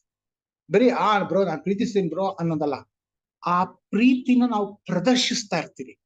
ಆವಾಗ ನನಗೆ ಆ ಪವಿತ್ರಾತ್ಮರಿಂದ ಬರುವಂತಹ ಫಲ, ಪ್ರೀತಿ ಅನ್ನುವಂತ ಫಲದ ಅನುಭವ ಆಗ್ತದೆ. ಆ ಅನುಭವದಿಂದ ಆ ಪ್ರೀತಿಯ ರುಚಿ ನಾನು ನೋಡಿದ್ದೀನಿ. ಆ ಕಾರಣವಾಗಿ ನಾನು ಬೇರೆಯವ್ರ ಮೇಲೆ ನಿಜವಾದ ಏನೋ ಕಾಕತಾಳವಾಗಿ ತೋರ್ಸೋದಕ್ಕೋಸ್ಕರ ಸುಮ್ಮನೆ ಹಂಗಂಗ್ ಮಾಡುವಂತ ಒಂದು ಕಾಳಜಿ ಅಲ್ಲ, ನಿಜವಾದ ಕಾಳಜಿ ಪ್ರದರ್ಶಿಸ್ತೀವಿ. ಸೊ ನಾವು ಆಲೋಚನೆ ಮಾಡೋಣ, ನನ್ನ ಸಂಬಂಧಗಳು ಹೇಗಿದೆ? ಆ ಸಂಬಂಧಗಳಲ್ಲಿ ನಾನು ಕೆಲಸ ಮಾಡೋ ಜಾಗದಲ್ಲಿರ್ಬೋದು, ಮನೇಲಿರ್ಬೋದು, ಮನೇಲೆ ತಗೊಳ್ಳೋಣ. ಬಹಳಷ್ಟು ನಾವು ನಮ್ಮ ಕೋಪ, ನಮ್ಮ ಉದ್ವೇಗ ಎಲ್ಲ ನಾವು ತೋರಿಸ್ಕೊಳ್ಳೋದು ನಮ್ಮ ಕುಟುಂಬದ ಸದಸ್ಯರ ಹತ್ರ. ಆ ಕುಟುಂಬದ ಸದಸ್ಯರ ತರ ಇರ್ಬೇಕಾದ್ರೆ ಎಷ್ಟರ ಮಟ್ಟಿಗೆ ನಿಜವಾದ ಕಾಳಜಿ ತೋರಿಸ್ತೀವಿ. ಹೊರಗಿನ ನೋಟಕ್ಕೆ ನಾವು ಬರೀ ಮಾತಾಡ್ಬೇಕು ಅನ್ನೋದಕ್ಕೋಸ್ಕರ ಬ್ರೋ ನಾನು ಖಂಡಿತವಾಗ್ಲೂ ನಾನು ಮಾಡ್ತಾ ಇರೋದೆಲ್ಲ ನನ್ನ ಕುಟುಂಬಕ್ಕೋಸ್ಕರನೇ ಅಲ್ವಾ, ಅವ್ರನ್ನ ಎಷ್ಟು ಪ್ರೀತಿ ಮಾಡ್ತೀನಿ, ನಾನು ಇಡೀ ಜೀವನನೇ ಬಲಿದಾನ ಮಾಡಿ ಕಷ್ಟಪಟ್ಟು ಇದೆಲ್ಲ ಮಾಡಿ ಅದೆಲ್ಲ ಬರೀ ಕುಟುಂಬಕ್ಕೋಸ್ಕರನೇ ಅಂತ ತಂದೆ ಆಗ್ಲಿ ತಾಯಿ ಆಗ್ಲಿ ನಾವೆಲ್ಲ ಹೇಳ್ಬೋದು, ಮಕ್ಕಳಾಗ್ಲಿ ಕೂಡ ಹೇಳ್ಬೋದು, ನಾವು ಕುಟುಂಬಕ್ಕೋಸ್ಕರನೇ ಎಲ್ಲ ಮಾಡ್ತಾ ಇರೋದು. ನಿಜವಾದ ಕಾಳಜಿ, ಆ ಪ್ರೀತಿ ಇದ್ದಾಗ ಒಂದು ಉದಾಹರಣೆ ಹೇಳ್ತೀನಿ ನೋಡಿ. ಇವಾಗ ನಿನ್ನೆ ದಿನ ನನಗೂ ನನ್ನ ಪತ್ನಿಯವ್ರಿಗೂ ಒಂದು ವಿಷಯದ ಬಗ್ಗೆ ವಿವಾದ ನಡೀತು. ನಾನು ಯಾವುದೋ ಒಂದು ವಿಷಯ ಹೇಳಕ್ ಬಂದ ಅಂದ್ರೆ ಅವರು ಅದಕ್ಕೆ ವಿರುದ್ಧವಾಗಿ ಬೇರೆ ಏನು ಹೇಳಕ್ ಹೋದಾಗ ನನಗೆ ಸಿಕ್ಕಾಪಟ್ಟೆ ಕೋಪ ಬಂತು. ಸಿಕ್ಕಾಪಟ್ಟೆ ಬಂದ್ಬಿಟ್ಟು ನೀವು ಯಾವಾಗ ನೋಡ್ರು ನನ್ನ ಅರ್ಥನೆ ಮಾಡ್ಕೊಳ್ಳೋದಿಲ್ಲ ಹಾಗೆ ಹೀಗೆ ಅಂತ ಸ್ವಲ್ಪ ವಾಯ್ಸ್ ರೇಸ್ ಮಾಡಿ ಕಿರ್ಚಾಡ್ಬಿಟ್ಟು ನನ್ಗೆ ತುಂಬಾ ಬೇಜಾರಾಯ್ತು. ನೀವು ನನ್ನ ಯಾವಾಗ್ಲೂ ಅರ್ಥನೆ ಮಾಡ್ಕೊಳ್ಳಲ್ಲ, ನಾನು ಏನೇ ಒಂದು ಹೇಳಿದ್ರು ಕೂಡ ಅದಕ್ಕೆ ಯಾವಾಗ್ಲೂ ನೀವು ಇಲ್ಲ ಅಂತಾನೆ ಹೇಳ್ತೀರಾ ಹಾಗೆ ಹೀಗೆ ಅಂತ ಕಿರ್ಚಾಡ್ತಾ ಮಾಡಿ. ಆ ಕಿರ್ಚಾಡಿದ ತಕ್ಷಣ ಎದ್ದು ಹೋಗ್ಬಿಟ್ಟೆ ಅಲ್ಲಿಂದ. ತಕ್ಷಣ ನನಗೆ ನಿಜವಾದ ಪ್ರೀತಿ ಇದ್ದಿದ್ರೆ ನಾನು ನಡ್ಕೊಳ್ತಾ ಇರ್ಲಿಲ್ಲ ಅನ್ನೋಂತ ಮನಸ್ಸು ತಡ್ತು. ಅಂದ್ರೆ ನನಗೆ ನಾನ್ ಅರ್ಥ ಮಾಡ್ಕೊಳ್ತಾ ಇರೋದಂದ್ರೆ ಪವಿತ್ರಾತ್ಮರ ಹತ್ರ ಮಾತಾಡ್ತಾ ಇದ್ರು. ನಿಜವಾದ ಪ್ರೀತಿ ಇದ್ದಿದ್ರೆ ನೋಡಿ, ಅವ್ರೇನ್ ಹೇಳ್ತಾ ಇದ್ರು ಅದನ್ನ ಕೇಳಿಸ್ಕೊಂತ ಇದ್ರಿ, ಅದನ್ನ ಮಾತಾಡ್ಬಿಟ್ಟು ಸರಿಪಡಿಸ್ಕೊಂತ. ಈ ರೀತಿಲಿ ಉದ್ವೇಗಗೊಂಡು ಕೋಪಗೊಂಡು ಕಿರ್ಚಾಡ್ಕೊಂಡು ಆ ರೀತಿಲಿ ಪ್ರತಿಕ್ರಿಯಿಸ್ತಿರ್ಲಿಲ್ಲ ಇಲ್ಲ ಅಂತ ಪವಿತ್ರಾತ್ಮ ಹೇಳ್ದಂಗ ಅನ್ಸ್ತು. ಬಟ್ ನನ್ನ ಗರ್ವ ಎಷ್ಟು ಅಂತಂದ್ರೆ ನಿನ್ನೆ ರಾತ್ರಿ ಆ ರೀತಿಲಿ ಕಿರ್ಚಾಡಿದ ತಕ್ಷಣನೇ ನನ್ನ ಮನ್ಸಿಗೆ ಈ ರೀತಿಲಿ ತಟ್ಟಿದ್ರು ಕೂಡ ರಾತ್ರಿ ಮಲ್ಕೊಂಡ್ರಿ, ಬೆಳಗ್ಗೆ ಎದ್ರಿ, ಮಧ್ಯಾಹ್ನ ಆಗೋವರೆಗೂ ಕೂಡ ಆ ಮನ್ಸಲ್ಲಿ ಮತ್ತೆ ಪದೇ ಪದೇ ಹೊಡಿತಾ ಇತ್ತು. ಮಧ್ಯಾಹ್ನ ಹೋಗಿ ನಾನು ಅವ್ರ ಹತ್ರ ನಾನು ಮಾತಾಡಿದ ರೀತಿ ಸರಿ ಇಲ್ಲ, ನನ್ನ ಕ್ಷಮಿಸ್ಬಿಡು, ಏನೋ ನಿಮ್ಗೆ ನೋವು ಪಡಿಸೋ ರೀತಿಲಿ ನಾನು ವರ್ತಿಸ್ದೆ, ನೀವ್ ಹೇಳಿದ್ದು ಕೂಡ ಆಲೋಚನೆ ಮಾಡಿ ನೋಡಿದೆ, ನೀವ್ ಹೇಳಿದ್ದು ಕೂಡ ಸರಿನೇ ಅಂತ ನನಗನ್ನಿಸ್ತು ಅಂತ ಆ ರೀತಿಲಿ ಹೇಳಿದಾಗ ಎಷ್ಟೋ ಸಮಾಧಾನ ಅನಿಸ್ತು. ನನ್ಗೆ ಅನಿಸ್ತಾ ಇದೆ ಪ್ರೀತಿ ಅಲ್ಲಿ ನನಗೆ ಆ ಅನುಭವ ಆಯ್ತು. ಪವಿತ್ರ ಆತ್ಮರು ಕೊಡುವಂತಹ ಆ ಫಲ, ಪ್ರೀತಿ ಅನ್ನುವಂತ ಫಲದ ಅನುಭವ, ಆ ರುಚಿ ನನಗಾಯ್ತು. ಆ ರೀತಿಲಿ ಒಂದೊಂದು ಸಂದರ್ಭದಲ್ಲೂ ಒಂದೊಂದು ಸಂಬಂಧದಲ್ಲೂ ಕೂಡ ಎಷ್ಟರ ಮಟ್ಟಿಗೆ ಪ್ರೀತಿ ಅನ್ನುವಂತ ಫಲ ನಾವು ರುಚಿಸ್ತಾ ಇದ್ದೀವಿ. ಯಾವುದೇ ಒಂದು ಸಂಬಂಧ ನಿಮಗೆ ಮುಖ್ಯವಾಗಿರುವಂತ ಸಂಬಂಧಗಳನ್ನ ನೋಡಿ, ಅಲ್ಲಿ ಎಷ್ಟು ಮಟ್ಟಿಗೆ ನಿಜವಾದ ಕಾಳಜಿನ ಪ್ರದರ್ಶಿಸ್ತಾ ಇದೆ. ನಾನು ಬಹಳ ಜನ ಬ್ರದರ್ಸ್ ಸಿಸ್ಟರ್ಸ್ ಹತ್ರ ಮಾತಾಡಿದಾಗ ಅಥವಾ ನಾನು ಟ್ರೈನಿಂಗ್ ಮಾಡ್ತೀನಲ್ಲ, ಎಷ್ಟೊಂದು ಜನ ಹತ್ರ ಮಾತಾಡಿದಾಗ ಎಲ್ಲರೂ ಹೇಳಿದ್ರೆ ಪ್ರೀತಿ ಇಲ್ಲಿದೆ, ವ್ಯಕ್ತಪಡಿಸ್ತಾ ಇಲ್ಲ ಅಷ್ಟೇ, ಪ್ರೀತಿ ಇಲ್ಲಿದೆ, ಸಿಕ್ಕಾಪಟ್ಟೆ ಪ್ರೀತಿ ಇದೆ ಅಂತ. ಆದ್ರೆ ಅದ್ರಲ್ಲಿ ಅರ್ಥ ಇಲ್ಲ. ಪವಿತ್ರಾತ್ಮರಿಂದ ಅವರ ನೇತೃತ್ವದಲ್ಲಿ ನಡೀತಾ ಇದ್ದೀರಿ, ಅವರ ಮಾರ್ಗದರ್ಶನದಲ್ಲಿ ನಡೀತಾ ಇದ್ದೀರಿ ಅಂತಂದ್ರೆ ಈ ಫಲ, ಪ್ರೀತಿ ಅನ್ನೋಂತ ಫಲ ನಮಗೆ ರುಚಿ ಸಿಗ್ತಾ ಇದೆ.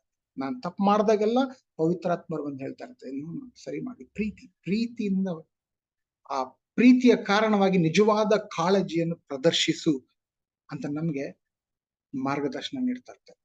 ಆ ಫಲ ನಮಗ್ ಸಿಗ್ತದೆ. ಆ ಪ್ರೀತಿ ನನ್ನಲ್ಲಿ ನಾವು ಕಂಡ್ಕೊಳ್ತೇವೆ. ಅಥವಾ ದ್ವೇಷ, ಕೋಪ, ಕಿರ್ಚಾಟ ಇದ್ರಲ್ಲೇ ಒಂದು ಸಂಬಂಧಗಳು ದೂರ ಆಗ್ತಾ ಇದೆಯಾ? ಹಾಗಿದ್ರೆ ಪವಿತ್ರಾತ್ಮರ ನೇತೃತ್ವದಲ್ಲಿ ನಾವು ನಡೀತಾ ಇಲ್ಲ. ಯಾವ್ಯಾವ ಸಂಬಂಧಗಳು ಆ ರೀತಿಲಿ ಇದೆ, ಯಾವ್ಯಾವ ಸಂಬಂಧದಲ್ಲಿ ಪ್ರೀತಿ ಅನ್ನೋದಿಲ್ಲ, ಅದರಲ್ಲೂ ವಿಶೇಷವಾಗಿ ನಮಗೆ ಬಹಳ ಮುಖ್ಯವಾಗಿ ಬೇಕಾಗಿರುವಂತ ಒಂದು ಸಂಬಂಧಗಳು ಎಷ್ಟರ ಮಟ್ಟಿಗೆ ಆ ಪ್ರೀತಿ ಪ್ರದರ್ಶಿಸ್ತಾ ಇದೆ, ನಿಜವಾದ ಕಾಳಜಿ ಪ್ರದರ್ಶಿಸ್ತಾ ಇದೀವಿ ಅಂತ ಆಲೋಚನೆ ಮಾಡಿ ಪವಿತ್ರಾತ್ಮ ಹತ್ರ ಕೇಳಿ ತೋರಿಸ್ಬೇಡಿ. ಪವಿತ್ರಾತ್ಮರೇ, ಬೇರೆ ಯಾವ ಸಂಬಂಧದಲ್ಲಿ ನಾನು ಈ ಒಂದು ನಿಜವಾದ ಕಾಳಜಿ ಇಲ್ದಿರ, ನಿಜವಾದ ಪ್ರೀತಿ ಇಲ್ದಿರ ನಾನು ನೋಡ್ಸ್ಕೊಂತ ತೋರಿಸ್ಕೊಡಿ ಅಂತ ಕೇಳಿ ಅವರ ನೇತೃತ್ವದಲ್ಲಿ ನಡೆದಾಗ ಈ ಪ್ರೀತಿ ಅನ್ನುವಂತ ಫಲದ ರುಚಿ ನಮ್ಗೆ ಸಿಗುತ್ತೆ. ಮೊದಲನೇದು. ಎರಡನೇದು ಏನ್ ಹೇಳ್ತಾರೆ? ಸಂತೋಷ ಅಂತ. ಸಂತೋಷ ಅಂದ್ರೆ ಏನು? ನಾವು ಬಹಳ ಸರಿ ಅನ್ಕೊಂತೀರಿ ಸಂತೋಷ ಅಂತ ಅಂದ್ರು ಅನೇಕ ರೀತಿಯಲ್ಲಿ ನಮ್ಗೆ ಸಂತೋಷ ಸಿಗ್ಬೋದು. ಒಂದು ಸಿನಿಮಾ ನೋಡಿದಾಗ ಸಂತೋಷ ಸಿಗ್ಬೋದು, ಅಥವಾ ಏನಾದ್ರು ರುಚಿಯಾದಂತಹ ಆಹಾರ ತಿಂದಾಗ ಸಂತೋಷ ಅನ್ಸ್ಬೋದು, ಏನಾದ್ರು ಆಟ ಆಡಿದಾಗ ಸಂತೋಷ ಅನ್ಸ್ಬೋದು. ಈ ರೀತಿಯಲ್ಲಿ ಹಲವಾರು ವಿಧಗಳಲ್ಲಿ ನಮಗೆ ಸಂತೋಷ ಸಿಗ್ಬೋದು. ಆದ್ರೆ ಪವಿತ್ರಾತ್ಮರಿಂದ ಸಿಗುವಂತಹ ಈ ಫಲವಾದ ಸಂತೋಷ ಅಂದ್ರೆ ಏನು? ಆಂತರಿಕ ತೃಪ್ತಿ ಮತ್ತು ಸಂತೋಷದ ಆಳವಾದ ಅರ್ಥ ಬಾಹ್ಯ ಸಂದರ್ಭಗಳ ಮೇಲೆ ಅವಲಂಬಿತವಾಗಿಲ್ಲ. ಅರ್ಥ ಮಾಡ್ಕೊಳ್ಳಿ. ಬಾಹ್ಯ ಸಂದರ್ಭಗಳ ಮೇಲೆ ಆಧಾರಿತವಾಗಿಲ್ಲ, ಅವಲಂಬಿತವಾಗಿಲ್ಲ. ಅಂದ್ರೆ ನನ್ನ ಆಂತರಿಕ ತೃಪ್ತಿ ಆಗ್ಲಿ ಅಥವಾ ಸಂತೋಷ ಆಗ್ಲಿ ಹೊರಗಡೆ ನಡೀತಾರಂತ ಸಂದರ್ಭಗಳ ಮೇಲೆ ಅವಲಂಬಿತವಾಗಿಲ್ಲ. ಆವಾಗ್ಲೇ ನಾನು ಹೇಳಿದ್ದ ಸಂತೋಷ ಎಲ್ಲ ಯಾವ್ದ್ರ ಮೇಲೆ ಅವಲಂಬಿತವಾಗಿದೆ? ಆಟ ಆಡ್ದಾಗ ಅಲ್ಲಿ ಅದ್ರಲ್ಲಿ ಸೋಲ್ತಾ ಇದ್ರೆ ಸಂತೋಷ ಇರಲ್ಲ, ಗೆಲ್ತಾ ಇದ್ರೆ ಸಂತೋಷ ಇರುತ್ತೆ. ಸಿನಿಮಾ ನೋಡ್ತಾ ಇರ್ಬೇಕಾದ್ರೆ ಸಿನಿಮಾ ಚೆನ್ನಾಗಿದ್ರೆ ನಮ್ಗೆ ಇಷ್ಟ ಆದ್ರೆ ಸಂತೋಷ ಆಗುತ್ತೆ. ಏನಾದ್ರೂ ಊಟ ತಿಂತಾ ಇರ್ಬೇಕಾದ್ರೆ ಆ ರುಚಿ ಚೆನ್ನಾಗಿದ್ರೆ ನಮ್ಗೆ ಸಂತೋಷ. ಸೊ ಬಾಹ್ಯ ಅಂದ್ರೆ ನಮ್ಮ ಹೊರಗಿನ ವಿಷಯಗಳು, ಸಂದರ್ಭಗಳು ಏನ್ ನಡೀತಾ ಇದೆಯೋ ಅದ್ರ ಮೇಲೆ ಆ ಸಂತೋಷ ಅವಲಂಬಿತವಾಗಿದೆ. ಪವಿತ್ರಾತ್ಮರಿಂದ ಬರುವಂತ ಈ ಸಂತೋಷ ಈ ಹೊರಗಡೆ ಸಂದರ್ಭಗಳು ಹೇಗೆ ನಡೀತಾ ಇದ್ರು ಕೂಡ ಒಳಗೆ ನಮಗೆ ಆ ಸಂತೋಷ ಇರುತ್ತೆ. ಆ ತರ ಸಂತೋಷ ನಮ್ಗಿದ್ಯಾ? ಎಷ್ಟೇ ಈಗ ಯೇಸು ಬಗ್ಗೆ ಯೋಚನೆ ಮಾಡಿ, ಅವರು ಜನ ಛೀ ಥೂ ಅಂತ ಕೂಗ್ತಾರೆ. ಯಾಕಷ್ಟೊಂದು ತಾಳ್ಮೆ ಆಗಿದೆ? ಒಳಗೆ ಆ ತೃಪ್ತಿ, ನಾನು ಜನರಿಗೋಸ್ಕರ ಮಾಡ್ತಾ ಇದ್ದೆ. ಆ ಪ್ರೀತಿ, ಜನರ ಮೇಲಿರುವಂತ ಪ್ರೀತಿ, ನಮ್ಮ ಮೇಲಿರುವಂತ ಪ್ರೀತಿ, ಸಂತೋಷ ದೇವ್ರಿಗೋಸ್ಕರ ಮಾಡ್ತಾ ಇದ್ದೆ. ಆ ಸಂತೋಷ ಇತ್ತು. ಅದಕ್ಕೆ ಅದನ್ನೆಲ್ಲ ಸಹನೆ ಮಾಡುವಂತ ತಾಳ್ಮೆ ಇತ್ತು. ಆ ರೀತಿಯಾದಂತ ಸಂತೋಷ ನಮ್ಮಲ್ಲಿ ಇದೆಯಾ?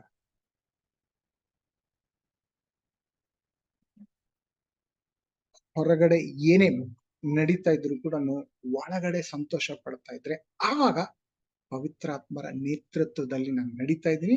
ಅವರು ಕೊಡ್ತಾ ಇರುವಂತಹ ಒಂದು ಫಲ, ಅವರ ಮೂಲಕ ಸಿಗ್ತಾ ಇರುವಂತ ಫಲನೇ ಈ ಸಂತೋಷ.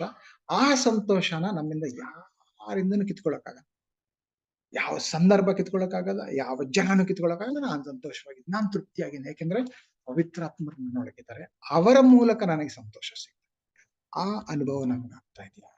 ಅನುಭವ ಆಗ್ತಾ ಇದ್ರೆ ಪವಿತ್ರಾತ್ಮರ ನೇತೃತ್ವದಲ್ಲಿ ನಾವಿದ್ದೀವಿ ಅಂತ. ಶಾಂತಿ ಮುಂದಿನದು. ಸೊ ಹಿಂಗಂದ್ರೆ ಅರ್ಥ ಏನು? ನಾವು ಸವಾಲಿನ ಸಂದರ್ಭಗಳಲ್ಲಿ ಸಹ ಶಾಂತ ಭರವಸೆ ಮತ್ತು ನೆಮ್ಮದಿಯನ್ನು ಅನುಭವಿಸುತ್ತೇವೆ. ಹೊರಗಡೆ ಬಿರುಗಾಳಿನೇ ನಡೀತಾ ಇದೆ, ನಮ್ಮ ಜೀವನದಲ್ಲಿ ಬಿರುಗಾಳಿನೇ ನಡೀತಾ ಇದೆ, ಅದ್ರ ಒಳಗಡೆ ಶಾಂತ ಭರವಸೆ, ನೆಮ್ಮದಿ ಅನುಭವ. ನನಗೆ ತೋಚ್ತಾ ಇರುವಂತ ಉದಾಹರಣೆ ಅಂತಂದ್ರೆ, ಬಿರುಗಾಳಿ, ದೋಣಿಲಿ ಇರ್ಬೇಕಾದ್ರೆ ನದಿಯಲ್ಲಿ ಬಿರುಗಾಳಿ ಬಂದಾಗ ಹೇಗಿರುತ್ತೆ, ಅಯ್ಯೋ ದೋಣಿ ಮುಳುಗೋಗ್ಬಿಡುತ್ತೆ, ನಾವು ಸತ್ತೋಗ್ಬಿಡ್ತೀರಿ, ಎಷ್ಟೊಂದು ಅಶಾಂತಿ, ಅಯ್ಯೋ ಏನಾಗುತ್ತೋ ಅಂತ ಗಾಬರಿ. ಅಂತ ಸಮಯದಲ್ಲಿ ಬಿರುಗಾಳಿ ಆಗ್ತಾ ಇದೆ, ದೋಣಿನೇ ಅಲ್ಲೋಲ ಕಲ್ಲೋಲ ಆಗ್ತದೆ. ಅಂತ ಸಂದರ್ಭದಲ್ಲಿ ಅದು ನಿದ್ದೆ ಮಾಡಕ್ಕಾಗುತ್ತ? ಯೇಸು ನಿದ್ದೆ ಮಾಡ್ತಾ ಇದ್ರು. ಬಿರುಗಾಳಿ, ದೋಣಿ ಒಳಗಡೆ ಯೇಸು ನಿದ್ದೆ ಎಷ್ಟರ ಮಟ್ಟಿಗೆ ನಿದ್ದೆ ಮಾಡ್ತಾ ಇದ್ದ ಅಂದ್ರೆ ಶಿಷ್ಯರೆಲ್ಲ ಬಂದು ಎಬ್ಬಿಸ್ಬೇಕಾಗಿತ್ತು, ಅಯ್ಯೋ ಯೇಸು ಯೇಸು ಬಿರುಗಾಳಿ ಬಂದ್ಬಿಟ್ಟಿದೆ ಅಂತ. ಅಷ್ಟು ನೆಮ್ಮದಿಯಿಂದ ನಿದ್ದೆ ಮಾಡ್ತಾ ಇದ್ರು. ಅಂದ್ರೆ ಆ ಶಾಂತಿ ಯೇಸುನಲ್ಲಿ. ಆ ತರ ಶಾಂತಿ ನಮ್ಮಲ್ಲಿದೆಯಾ? ನಾವು ಅಂತ ಶಾಂತಿನ ಅನುಭವಿಸ್ತಾ ಇದ್ದೀರಾ? ಎಂಥದ್ದೇ ಸವಾಲಿನ ಒಂದು ಸಂದರ್ಭ ನಮ್ಮ ಜೀವನದಲ್ಲಿ ಇದ್ರು ಕೂಡ ಒಳಗಡೆ ಒಂದು ತಾಳ್ಮೆಯ ಭರವಸೆ, ಯೇಸು ಇದ್ದಾರೆ, ದೇವರಿದ್ದಾರೆ, ದೇವರ ವಾಗ್ದಾನಗಳಿದೆ, ದೇವ್ರು ನನ್ನ ಪ್ರೀತಿ ಮಾಡ್ತಾರೆ, ಅವ್ರು ಯಾವತ್ತೂ ಕೈ ಬಿಡಲ್ಲ ಅಂತ ಅವರ ವಚನಗಳ ಮೇಲೆ ಆಧಾರಿತವಾಗಿದ್ದೀರಿ. ಆ ಕಾರಣವಾಗಿ ನೆಮ್ಮದಿ. ಹೌದು, ನೋಡೋದಕ್ಕೆ ಅಯ್ಯೋ ಅನಿಸ್ತಾ ಇದೆ, ಆದ್ರೆ ದೇವ್ರು ನನ್ನ ಜೊತೆಲಿದ್ದಾರೆ ಅನ್ನೋಂತ ಆ ಶಾಂತಿಯ ಅನುಭವ, ರುಚಿ ಆಗ್ತಾ ಇದ್ರೆ ಪವಿತ್ರಾತ್ಮರ ನೇತೃತ್ವದಲ್ಲಿ ನಾವಿದ್ದೀವಿ ಅಂತ. ಆ ಶಾಂತಿನ ನೀವು ಅನುಭವಿಸ್ತಾ ಇದ್ದೀರಾ? ನಾನು ಖಂಡಿತವಾಗ್ಲೂ ಗೊತ್ತಿದೆ, ಈಗ ಈ ಪಾಠ ಕೇಳಿಸ್ಕೊಂತಾರಂತ ಅನೇಕ ಜನರು ಕಷ್ಟದಲ್ಲಿದ್ದೀರಾ, ಬೇರೆ ಬೇರೆ ರೀತಿಯಾದಂತಹ ಗೋಳಾಟದಲ್ಲಿದ್ದೀರಾ, ನಷ್ಟದಲ್ಲಿದ್ದೀರಾ. ಅಂತಹ ಸಂದರ್ಭಗಳಿದ್ರು ಕೂಡ, ಸವಾಲಿನ ಸಂದರ್ಭಗಳು, ತಡ್ಕೊಳಕ್ಕೆ ಆಗಲ್ಲ, ಆಲೋಚಿಸಕ್ಕೆ ಆಗಲ್ಲ, ಪರಿಹಾರನೇ ಕಂಡಿಡಕ್ ಆಗ್ತಾ ಇಲ್ಲ, ಅಂತಹ ಸವಾಲು ಎದುರಿಸ್ತಾ ಇದ್ರು ಕೂಡ ಒಳಗಡೆ ಶಾಂತ ಭರವಸೆ, ನೆಮ್ಮದಿ ಅನುಭವ ಆಗ್ಬೇಕು. ಆಗ್ತಾ ಇದೆ ಅಂದ್ರೆ ಅವರ ನೇತೃತ್ವ, ಪವಿತ್ರಾತ್ಮರ ನೇತೃತ್ವದಲ್ಲಿ ನಾವು ನಡೀತಾ ಇದ್ದೀವಿ ಅಂತ. 4ನೇದು ತಾಳ್ಮೆ. ಸುಲಭವಾಗಿ ನಿರಾಶೆಗೊಳ್ಳದೆ ಕಷ್ಟಗಳ ಮುಖಾಂತರ ಸಹಿಷ್ಣುತೆ. ಯಾವುದೇ ಕಾರಣಕ್ಕೂ ನಿರಾಶೆಗೊಳ್ಳದೆ. ಯಾಕೆ ನಾವು ಆತಂಕ ಪಡ್ತೀರಿ, ಭೀತಿ ಒಳಗಾಗ್ತೀರಿ, ಅಯ್ಯೋ ನಮ್ಮ BP ಎಲ್ಲ ಯಾಕೆ ಅದಲ್ಲ? ಯಾಕಂದ್ರೆ ತಾಳ್ಮೆ ಕಳ್ಕೊಂಡಿದ್ರಿ, ನಿರಾಶೆ ಆಗ್ಬಿಟ್ಟಿದ್ರು, ಕೈ ಬಿಟ್ಬಿಟ್ಟಿದ್ರು. ಅಯ್ಯೋ ನನ್ ಕೈಯಲ್ಲಿ ಆಗಲ್ಲ, ಈ ಪರಿಸ್ಥಿತಿ ಕೈ ಮೀರಿ ಹೋಗ್ಬಿಟ್ಟಿದೆ, ಅದ್ದು ಮೀರಿ ಹೋಗ್ಬಿಟ್ಟಿದೆ, ಇದ್ರು ತಾಳ್ಮೆ. ಎಂಥದ್ದೇ ಸಂದರ್ಭ ಇದ್ರು ಕೂಡ ದೇವರಿದ್ದಾರೆ. ಈ ಒಂದು ಸಂದರ್ಭ ನನ್ನ ಜೀವನದಲ್ಲಿ ಈ ರೀತಿಲಿ ಆಗೋದಕ್ಕೆ ದೇವ್ರು ಬಿಟ್ಟಿದ್ದಾರೆ ಅಂತಂದ್ರೆ ಏನೋ ಒಂದು ಕಾರಣ ಇದೆ. ಆ ಕಾರಣ ತಿಳಿಯೋದಕ್ಕೋಸ್ಕರ ಅಥವಾ ಆ ಕಾರಣ ನಾನು ಕಲಿಯೋದಕ್ಕೋಸ್ಕರ ತಾಳ್ಮೆಯಿಂದ ಇರ್ತೀನಿ. ಆ ರೀತಿಲಿ ಆಗ್ಬೇಕು. ಈಗ ಆ ಅನೇಕ ವಿಷಯಗಳು ನನ್ನ ಜೀವನದಲ್ಲಿ ನಡೆದಾಗ ನಾನು ತಕ್ಷಣ ನಿಂತ್ಕೊಂಡು ಕೆಲವು ಕ್ಷಣಗಳು ಯೋಚನೆ ಮಾಡ್ತೀನಿ. ಪವಿತ್ರಾತ್ಮರೇ ನನಗೇನ್ ಹೇಳ್ತಾ ಇದ್ದಾರೆ? ಅದು ಆ ಎಷ್ಟು ಸಿಂಪಲ್ ಅಂದ್ರೆ ನಾನು ಕಾಲ್ ಎಡುವುದಾಗ ಇಲ್ಲ ಜಾರ್ಬಿಟ್ಟೆ ಇಲ್ಲ ಬಿದ್ದುಬಿಟ್ಟೆ ಅಥವಾ ಏನೋ ಆಯ್ತು, ಆ ರೀತಿಲಿ ಆದಾಗ ತಕ್ಷಣ ನಾನು ಯೋಚನೆ ಮಾಡ್ತೀನಿ, ಏನ್ ಪವಿತ್ರಾತ್ಮರು ಏನೋ ತಡಿತಾ ಇದ್ದಾರೆ, ಏನೋ ಜ್ಞಾಪಿಸ್ತಾ ಇದ್ದಾರೆ ನನ್ಗೆ ಅಂತ ತಕ್ಷಣ ಕೆಲವು ಕ್ಷಣಗಳು ನಿಂತು ಆಲೋಚನೆ ಮಾಡ್ತೀನಿ. ಪವಿತ್ರಾತ್ಮರೇ ನೀವು ನನ್ಗೆ ಏನ್ ಹೇಳ್ತಾ ಇದ್ದೀರಿ?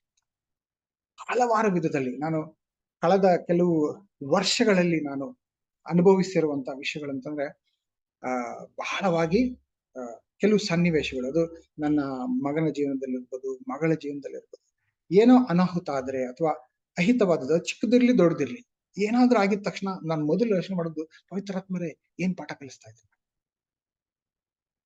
ಆಲೋಚನೆ ಮಾಡ್ತೀನಿ. ಬಹಳಷ್ಟು ಸಾರಿ ನನಗೆ ಜ್ಞಾಪಕಕ್ಕೆ ತೋರಿಸ್ಕೊಡ್ತಾರೆ ಪವಿತ್ರಾತ್ಮ, ನೋಡಿ ಇಲ್ಲಿ ಈ ತರ ಸರಿ ಮಾಡ್ಕೊ ಅಂತಾರೆ. ಅಂದ್ರೆ ಎಲ್ಲಾ ವಿಷಯಗಳು ಹಂಗೆ ಆಗುತ್ತೆ ಅಂತ ನಾನು ಹೇಳ್ತಾ ಇಲ್ಲ, ಬಟ್ ಪವಿತ್ರಾತ್ಮರ ಜೊತೆಲಿ ಆ ಸಂವಹನ ನಾ ಮಾಡ್ತೀನಿ, ಸಂಭಾಷಣೆ ನಾನು ಒಳಗಾಗ್ತೀನಿ. ಈ ನಡುವೆ ಅಂತೂ ಶ್ವೇತಾ ಅವ್ರಿಗೆ ಕೆಲವು ಕನಸುಗಳು ಬರುತ್ತೆ. ಆ ಕನಸಿನ ಮೂಲಕ ಅನೇಕ ಪಾಠಗಳಿರುತ್ತೆ, ಒಳ ಅರ್ಥಗಳಿರುತ್ತೆ. ಅವ್ರ ಕನಸು ಹೇಳ್ತಾ ಇದ್ರೆ ನನಗೆ ಅನೇಕ ವಿಷಯಗಳು ಪವಿತ್ರಾತ್ಮರು ತೋರಿಸ್ಕೊಡ್ತಾ ಇರ್ತಾರೆ. ನನ್ನ ಜೀವನದಲ್ಲಿ ಯಾವ್ದು ಸರಿಪಡಿಸ್ಕೋಬೇಕು, ಯಾವ್ದು ಸರಿ ಹೋಗ್ತಾ ಇಲ್ಲ, ಎಲ್ಲಿ ಶಿಸ್ತು ಬೇಕಾಗಿದೆ, ಯಾವ್ದು ಬಿಟ್ಕೊಡ್ಬೇಕಾಗಿದೆ, ಯಾವ್ದು ಶುರು ಮಾಡ್ಕೋಬೇಕಾಗಿದೆ. ಸೊ ರೀತಿಲಿ ನಮ್ಮ ಅಕ್ಕಪಕ್ಕದಲ್ಲಿರುವಂತ ಒಂದೊಂದು ವಿಷಯಗಳಿಂದನೂ ದೇವ್ರು ನಮ್ಗೆ ತೋರಿಸ್ಕೊಡ್ತಾ ಇರ್ತಾರೆ. ಪವಿತ್ರಾತ್ಮರ ಹತ್ರ ಮಾತಾಡಿದಾಗ ನಮ್ಗೆ ಅರ್ಥ ಆಗ್ತಾ ಇರುತ್ತೆ. ಸೊ ಆ ವಿಷಯಗಳು ಅರ್ಥ ಆದಾಗ, ಓ ನನಗೆ ತೋರಿಸ್ಕೊಡ್ತಾ ಇದಾರೆ ಅನ್ನೋ ವಿಷಯಗಳು ಅರ್ಥ ಆದಾಗ ಆ ಸಂಪರ್ಕ, ಪವಿತ್ರಾತ್ಮರ ಜೊತೆ ಸಂಪರ್ಕ ಇದ್ದಾಗ ತಾಳ್ಮೆ ನಮ್ಗೆ ಬರುತ್ತೆ. ಎಂಥದೇ ಅನಾಹುತ ಆದ್ರೂ ಕೂಡ ತಾಳ್ಮೆಯಿಂದ, ಹೌದು ನಾನು ಕೆಲವು ವಿಷಯಗಳು ಕಲ್ಸ್ಕೊಡ್ತಾ ಇದ್ದಾರೆ, ಕೆಲವು ವಿಷಯದಲ್ಲಿ ನನ್ನ ಮಾರ್ಗದರ್ಶನ ಮಾಡ್ತಾ ಇದ್ದಾರೆ, ನನ್ನ ಒಳಗಡೆ ಕೆಲವು ಬದಲಾವಣೆಗಳು ತಗೊಂಡ್ಬರೋದಕ್ಕೆ ಈ ಪರಿಸ್ಥಿತಿಗಳು ತಗೊಂಡ್ ಬಂದಿದ್ದಾರೆ ಅನ್ನೋ ವಿಷಯ ಅರ್ಥ ಮಾಡ್ಕೊಂಡಾಗ ಆ ತಾಳ್ಮೆ ನಾನು ನೋಡಬಲ್ಲೆ. ಅಂತಹ ತಾಳ್ಮೆ ನಿಮ್ಮಲ್ಲೂ ಇದೆಯಾ? ತಾಳ್ಮೆ ಇದೆ, ನಿರಾಶೆ ಆಗಿಲ್ಲ, ಬಿಟ್ಕೊಟ್ಟಿಲ್ಲ, ಇನ್ನು ಏನೇ ಪರಿಸ್ಥಿತಿ ಹೇಗೆ ಇದ್ರು ಕೂಡ ಹೋರಾಡ್ತಾ ಇದ್ದೀರಾ, ಗೆಲ್ಬೇಕು ಅಂತ ಹುಮ್ಮಸ್ಸಿನಿಂದ ಮುಂದಕ್ಕೆ ಹೋಗ್ತಾ ಇದ್ದೀರಾ, ತಾಳ್ಮೆಯಿಂದ, ಆತಂಕದಿಂದಲ್ಲ ತಾಳ್ಮೆಯಿಂದ ಮುಂದಕ್ಕೆ ಹೋಗ್ತಾ ಇದ್ದೀರಾ ಅಂತಂದ್ರೆ ಪವಿತ್ರಾತ್ಮರ ಫಲ, ತಾಳ್ಮೆಯ ಫಲದ ರುಚಿ ನಾವು ಅನುಭವಿಸ್ತಾ ಇದ್ದೀವಿ. ನೆಕ್ಸ್ಟ್ ದಯೆ. ದಯೆ ಅಂದ್ರೆ ನಾವು ಇತರರೊಂದಿಗೆ ನಮ್ಮ ಸಂವಹನದಲ್ಲಿ ಸಹಾನುಭೂತಿ ಮತ್ತು ಪರಿಗಣನೆಯ ವರ್ತನೆ. ಅಂದ್ರೆ ದಯೆ ಅಂದ್ರೆ ಹೇಗೆ, ಇವಾಗ ಇನ್ನೊಬ್ಬರ ಹತ್ರ ನಾನು ಮಾತಾಡ್ತಾ ಇದ್ದೀನಿ ಅಂತಂದ್ರೆ ನಮ್ಮನ್ನ ಅವರ ಪರಿಸ್ಥಿತಿಯಲ್ಲಿ ಇಟ್ಟು ಆಲೋಚಿಸಿದಾಗ ಹೇಗೆ ಇದ್ರು ಕೂಡ ದಯೆ ಅನ್ನೋದು ಆಟೋಮೆಟಿಕ್ ಆಗಿ ಬರುತ್ತೆ. ನಾನು ನನ್ನ ಪರಿಸ್ಥಿತಿಯಲ್ಲೇ ಇದ್ಕೊಂಡು ಮಾತಾಡ್ತಾ ಇರ್ಬೇಕಾದ್ರೆ ವಾದ ವಿವಾದಗಳು ಜಾಸ್ತಿ. ನನ್ ಕಡೆಯಿಂದ ನಾನ್ ಸರಿ ಇದ್ದೀನಿ, ನೀನೇ ತಪ್ಪಾಗಿದ್ಯಾ, ನೋಡಿ ನೀನ್ ಮಾಡ್ತಾರೋ ಸರಿ ಇಲ್ಲ, ಹಾಗೆ ಹೀಗೆ ಹೀಗೆ ಅಂತ. ನಾವು ಅವರ ಪರಿಸ್ಥಿತಿಯಲ್ಲಿ ಇದ್ದು ಆಲೋಚನೆ ಮಾಡಿದೆ ಅಂತಂದ್ರೆ ಆಟೋಮೆಟಿಕ್ ಆಗಿ ದಯೆ ಬರುತ್ತೆ. ಆವಾಗ ನಾವು ಅವ್ರ ಹತ್ರ ಮಾತಾಡ್ಬೇಕಾದ್ರೆ ಸಹಾನುಭೂತಿ ತೋರಿಸ್ತೀವಿ. ಆ ದಯೆ ಅನ್ನುವಂತ ಏನೋ ಪವಿತ್ರಾತ್ಮರಿಂದ ಬರ್ತಾ ಇರುವಂತ ಆ ಫಲದ ರುಚಿ, ದಯೆ ಅನ್ನುವಂತ ರುಚಿ ನಮ್ಗಿದ್ದ ಅಂತಂದ್ರೆ ಸಹಾನುಭೂತಿ ತೋರಿಸ್ತೀವಿ. ಹೊಡೆದಾಡೋದಿಲ್ಲ, ನಾನೇ ಸರಿ ಅಂತ ತೋರ್ಸ್ಕೊಡೋದಿಲ್ಲ, ಪೈಪೋಟಿಗೆ ಹೋಗೋದಿಲ್ಲ, ದಯೆ ತೋರಿಸ್ತೀವಿ.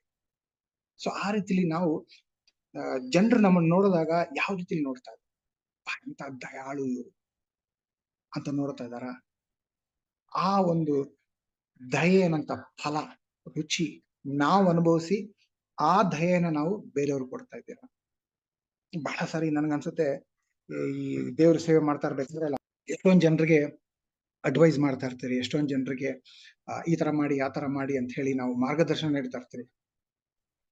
ಬಹಳ ಸಾರಿ ನೋಡ್ತೀರಿ ಅವ್ರ ಆ ಮಾರ್ಗದರ್ಶನ ಯಾವ ರೀತಿಲಿ ಹೇಳಿರ್ತೀರೋ ಅದ್ರ ಪ್ರಕಾರ ಮಾಡಿರಲ್ಲ. ಕೋಪ ಬರುತ್ತೆ. ನಾನು ನನ್ನ ಒಳ್ಳೇದಕ್ಕೋಸ್ಕರ ಏನಾದ್ರು ಹೇಳದ್ನ, ಅವ್ರ ಜೀವನ ಸರಿಪಡಿಸ್ಕೊಳ್ಳೋದಕ್ಕೋಸ್ಕರ ಅಂತ ಅವ್ರಿಗೆ ಸಹಾಯಕವಾಗಿರ್ಲಿ ಅಂತ ಹೇಳಿದೆ. ಅವ್ರ ಅದ್ರ ಪ್ರಕಾರ ನಡೀತಾ ಇಲ್ಲ. ಕೋಪ ಬರುತ್ತೆ, ಯಾಕೆ ಅವ್ರು ನನ್ನ ಮಾತು ಹೇಳಿದ್ ಕೇಳ್ತಾ ಇಲ್ಲ ಅಂತ. ಅವಾಗ ನಾನು ಪ್ರಾರ್ಥನೆಯಲ್ಲಿ ಇಟ್ಟು ಆಲೋಚನೆ ಮಾಡಿದಾಗ ನನಗೆ ಆಗದಂತ ಅನುಭವ, ದೇವ್ರು ನನ್ಗೆ ಹೇಳ್ತಾ ಇದಾರೆ, ಮಗನೇ, ನೀನು ನಾನ್ ಹೇಳ್ಕೊಟ್ಟ ಮಾರ್ಗದರ್ಶನದಲ್ಲಿ ನಡೀದೇ ಇದ್ದಾಗ ನಾನ್ ಎಷ್ಟು ನಿನಗೆ ದಯೆ ತೋರಿಸ್ದೆ, ನಿನ್ನ ಕ್ಷಮಿಸ್ದೆ ಅಲ್ವಾ, ಅದನ್ನ ಗುರುತಿಸ್ಕೋ.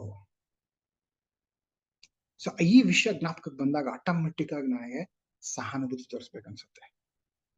ಈ ಸಹನೆ ಅನ್ನೋದು ಯಾವಾಗ ಬರುತ್ತೆ ಅಂದ್ರೆ, ಬೈಬಲ್ ಓದಿದಾಗ ಅಂದ್ರೆ ದೇವರು ಇಸ್ರೇಲ್ ಅವ್ರ ಜೊತೆಲಿ ಅಥವಾ ಹಲವಾರು ಜನರ ಜೊತೆಲಿ 100 ವರ್ಷ, ಕೆಲವು ಸಾರಿ 400 ವರ್ಷ, ಇಷ್ಟೊಂದು ವರ್ಷ ಅವರು ತಾಳ್ಮೆಯಿಂದ ಕಾಯ್ತಾ ಇದ್ರು ಈ ಜನ ಬದಲಾವಣೆ ಆಗ್ಬೇಕು ಅಂತ. ಅಂದ್ರೆ ಅವರ ಸಹನೆ, ಅವ್ರ ದಯೆ ಎಷ್ಟಿರ್ಬೇಕು, ಅವ್ರ ಸಹಾನುಭೂತಿ ಎಷ್ಟಿರ್ಬೇಕು.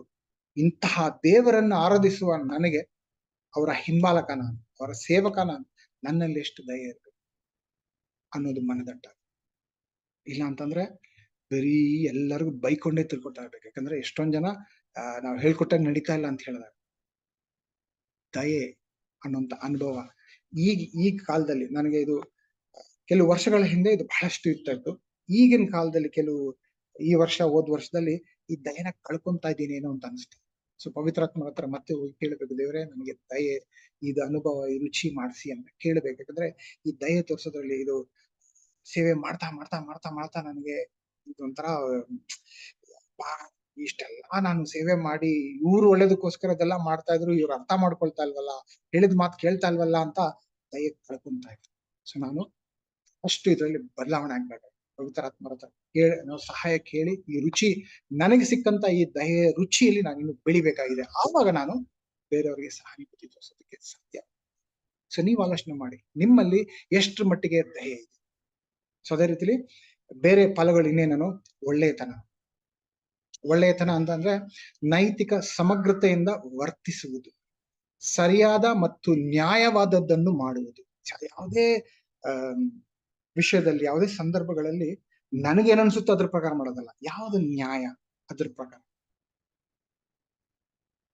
ಸಮಗ್ರತೆಯಿಂದ ವರ್ತಿಸೋದು. ನನ್ನ ಒಂದೊಂದು ವರ್ತನೆಯಲ್ಲಿ ಕೂಡ ಯಾವ್ದು ಸರಿ, ಯಾವ್ದು ಒಳ್ಳೇದು ಅದನ್ನ ನೋಡಿ ಬರೀ ಒಳ್ಳೇದೇ ಮಾಡೋದು. ನಿನ್ನೆ ದಿನ ಒಬ್ಬರ ಹಾಸ್ಪಿಟಲ್ ನೋಡೋದಕ್ಕೆ ಅಂತ ಹೋಗಿದ್ದೆ. ಹಾಸ್ಪಿಟಲ್ ಅವ್ರನ್ನ ಡಿಸ್ಚಾರ್ಜ್ ಮಾಡ್ಕೊಂಡು ವಾಪಸ್ ಹೋಗ್ಬೇಕಾದ್ರೆ ಒಂದು ಅಂಗಡಿ ಹತ್ರ ಹೋಗಿದೆ. ಆ ಅಂಗಡಿ ಹತ್ರ ನನ್ನ ಪಕ್ಕದಲ್ಲಿರೋ ಒಬ್ಬ ವ್ಯಕ್ತಿ 500 ರೂಪಾಯಿ ಕೊಟ್ರು. ಆ ಅಮ್ಮ ಸ್ವಲ್ಪ ಲೆಕ್ಕ ಮಾಡೋದ್ರಲ್ಲಿ ತಪ್ಪು ಮಾಡಿದ್ರು. ನಾನು ನೋಡಿದೆ, 100 ರೂಪಾಯಿ ಹೆಚ್ಚಿಗೆ ಕೊಟ್ಟಿದ್ದಾರೆ. ಈ ಅಪ್ಪನ ತಗೊಂಡು ಜೋಬಲ್ಲಿ ಇಟ್ಕೊಳಕ್ ಹೋಗ್ತಾ ಇದ್ದಾನೆ. ಇವಾಗ ನನಗೆ ಮನ್ಸಲ್ಲಿ ನಾನ್ ತಗೊಳ್ತಾ ಇಲ್ಲ, ನಾನ್ ಕೊಡ್ತಾ ಇಲ್ಲ, ಇದು ಯಾರೋ ಬೇರೆಯವ್ರ ಜೊತೆಲಿ ವ್ಯವಹಾರ ಆಗ್ತದೆ. ನಾನೇನ್ ಮಾಡ್ಬೇಕು? ಸಾಧಾರಣವಾಗಿ ನನ್ಗೆ ಯಾಕಪ್ಪ ತಲೆನೋವು ಅಂತ ಹೋಗ್ತಾ ಇರ್ಬೇಕು. ಯಾಕಂದ್ರೆ ನಾನ್ ಹೇಳೋಕ್ ಹೋಗಿ ಅವ್ರಿಗೇನೋ ಆಗಿ ಅವ್ರಿಗೇನೋ ಅನ್ಸಿ ಯಾಕದಲ್ಲ ಅಂತ ಸುಮ್ಮನೆ ಹೋಗ್ಬೇಕಾಗಿತ್ತು. ಬಟ್ ಅಲ್ಲಿ ಒಳ್ಳೆತನ ಪ್ರಕಾರ ಏನ್ ನೋಡ್ಬೇಕಂದ್ರೆ ಯಾವ್ದು ಸರಿ, ಯಾವ್ದು ಸಮಗ್ರತೆಯಿಂದ ವರ್ತಿಸೋದು ಅಂತ ನಾನು ಆಲೋಚನೆ ಮಾಡಿದಾಗ ಹೇಳ್ಬೇಕು ಅನಿಸ್ತು. ಹೇಳಿದೆ, ನೋಡಿ ನೀವು ಕೊಟ್ಟಿರೋದು ಸ್ವಲ್ಪ ಲೆಕ್ಕದಲ್ಲಿ ತಪ್ಪಿದೆ ಅಂದ ತಕ್ಷಣ, ನಾನು ಹೇಳಕ್ ಶುರು ಮಾಡಿದ ತಕ್ಷಣ ಆ ಅಪ್ಪ ಕೂಡ ಅಮ್ಮ ನೀವು ಸ್ವಲ್ಪ ಎಕ್ಸ್ಟ್ರಾ ಕೊಟ್ಟಿದ್ದೀರಿ ಅಂತ ಹೇಳಿ ವಾಪಸ್ 100 ರೂಪಾಯಿ ಕೊಟ್ಟರು. ಸೊ ಆ ರೀತಿಲಿ ಯಾವುದೇ ವಿಷಯದಲ್ಲಿ ನನ್ನ ಅನಿಸಿಕೆ ಪ್ರಕಾರ ಮಾಡ್ತೀರಾ, ಯಾವ್ದು ನ್ಯಾಯ ಅದ್ರ ಪ್ರಕಾರ ಮಾಡಿ ಆ ಒಳ್ಳೆಯತನದ ರುಚಿ ನಾನು ನೋಡ್ತಾ ಇದ್ದೇನೆ. ಅದೇ ರೀತಿ ಇನ್ನೊಂದು ನಿಷ್ಠೆ. ನಮ್ಮ ಸಂಬಂಧಗಳು ಮತ್ತು ಜವಾಬ್ದಾರಿಗಳಲ್ಲಿ ಎಷ್ಟು ನಿಷ್ಠೆ ಮತ್ತು ಬದ್ಧತೆಯಿಂದ ಪ್ರದರ್ಶಿಸ್ತಾ ಇದ್ದೀನಿ. ಉದಾಹರಣೆಗೆ, ನಾನು ಕೆಲಸ ಮಾಡೋ ಜಾಗದಲ್ಲಿ ಯಾರಾದ್ರೂ ನನ್ನನ್ನು ನೋಡ್ತಾ ಇದ್ದಾರೆ, ಗಮನಿಸ್ತಾ ಇದ್ದಾರೆ ಅಂದಾಗ ಮಾತ್ರ ನಾನು ನಿಷ್ಠೆಯಿಂದ ಕೆಲಸ ಮಾಡ್ತಾ ಇದ್ನ, ಅಥವಾ ಯಾರು ನೋಡಿದ್ರು ಯಾರು ನೋಡಿಲ್ಲ ಅಂದ್ರೂ ಕೂಡ ನಾನು ನಿಷ್ಠೆಯಿಂದ ಕೆಲಸ ಮಾಡ್ತಾ ಇದ್ದೀನಿ. ಸೊ ಆ ರೀತಿಲಿ ನಿಷ್ಠೆಯಿಂದ ಕೆಲಸ ಮಾಡ್ತಾ ಇದ್ದೆ. ನೋಡಿದ್ರು ನೋಡಿಲ್ಲ ಅಂದ್ರು, ಕೇಳಿದ್ರು ಕೇಳಿಲ್ಲ ಅಂದ್ರು, ಬೇರೆಯವರು ಗಮನಿಸಿದ್ರು ಗಮನಿಸಿಲ್ಲ ಅಂದ್ರು ಕೂಡ ನಾನು ಏನ್ ಮಾಡ್ಬೇಕಾಗಿದೆ ಅದನ್ನ ನಿಷ್ಠೆಯಿಂದ ಮಾಡ್ಕೊಂಡು ಹೋಗ್ತೀನಿ. ಆ ರೀತಿಲಿ ಇದ್ರೆ ನಾನು ಪವಿತ್ರಾತ್ಮರ ನೇತೃತ್ವದಲ್ಲಿ ನಾನು ನಡೀತಾ ಇದ್ದೀನಿ ಅಂತ. ಇಲ್ಲ ಯಾರಾದ್ರು ಗಮನಿಸಿದಾಗ ಮಾತ್ರ ನಾನು ಸರಿ ಮಾಡ್ತೀನಿ, ಬೇರೆ ಟೈಮಲ್ಲಿ ನಾನು ಇಷ್ಟ ಪ್ರಕಾರ ಮಾಡ್ತೀನಿ ಅಂತಂದ್ರೆ ಪವಿತ್ರಾತ್ಮರಿಂದ ನಾನು ಮಾರ್ಗದರ್ಶನ ಹೊಂದುತ್ತಾ ಇಲ್ಲ ಅಂತ ಅರ್ಥ. ನೆಕ್ಸ್ಟ್ ಸೌಮ್ಯತೆ, ವಿನಮ್ರ, ತಿಳುವಳಿಕೆ ಮತ್ತು ಬೆದರಿಕೆ ಇಲ್ಲದ ರೀತಿಯಲ್ಲಿ ಇತರರೊಂದಿಗೆ ಸಂವಹನ ನಡೆಸುವುದು. ಸೌಮ್ಯತೆ, ನಾನು ಬೇರೆಯವ್ರ ಹತ್ರ ಮಾತಾಡ್ಬೇಕಾದ್ರೆ ಅವ್ರ ನನ್ನ ಹತ್ರ ಬಂದು ಮಾತಾಡೋದಕ್ಕೆ ಹೆದರ್ತಾರ? ಯಾಕಂದ್ರೆ ನಾನು ಬೆದರಿಸಿ ಮಾತಾಡ್ತಾ ಇದ್ದೀನಿ ಅಂತಂದ್ರೆ ಅವ್ರು ಹೆದರ್ಕೊಂಡು ಬರ್ತಾ ಇದ್ದಾರೆ. ಸೊ ಆ ರೀತಿಲಿ ಇದ್ರೆ ಸೌಮ್ಯತೆ ನನ್ನ ಹತ್ರ ಇಲ್ಲ ಅಂತ ಅರ್ಥ.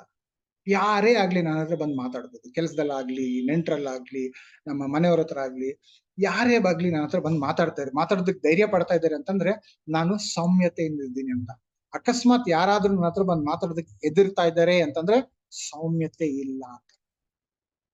ಸ್ವಯಂ ನಿಯಂತ್ರಣ, ಸೆಲ್ಫ್ ಡಿಸಿಪ್ಲಿನ್, ನಮ್ಮ ಕ್ರಿಯೆಗಳಾಗ್ಲಿ, ಆಲೋಚನೆಗಳಾಗ್ಲಿ, ಭಾವನೆಗಳಾಗ್ಲಿ, ಅದ್ರ ಮೇಲೆ ಶಿಸ್ತು ವ್ಯಾಯಾಮ.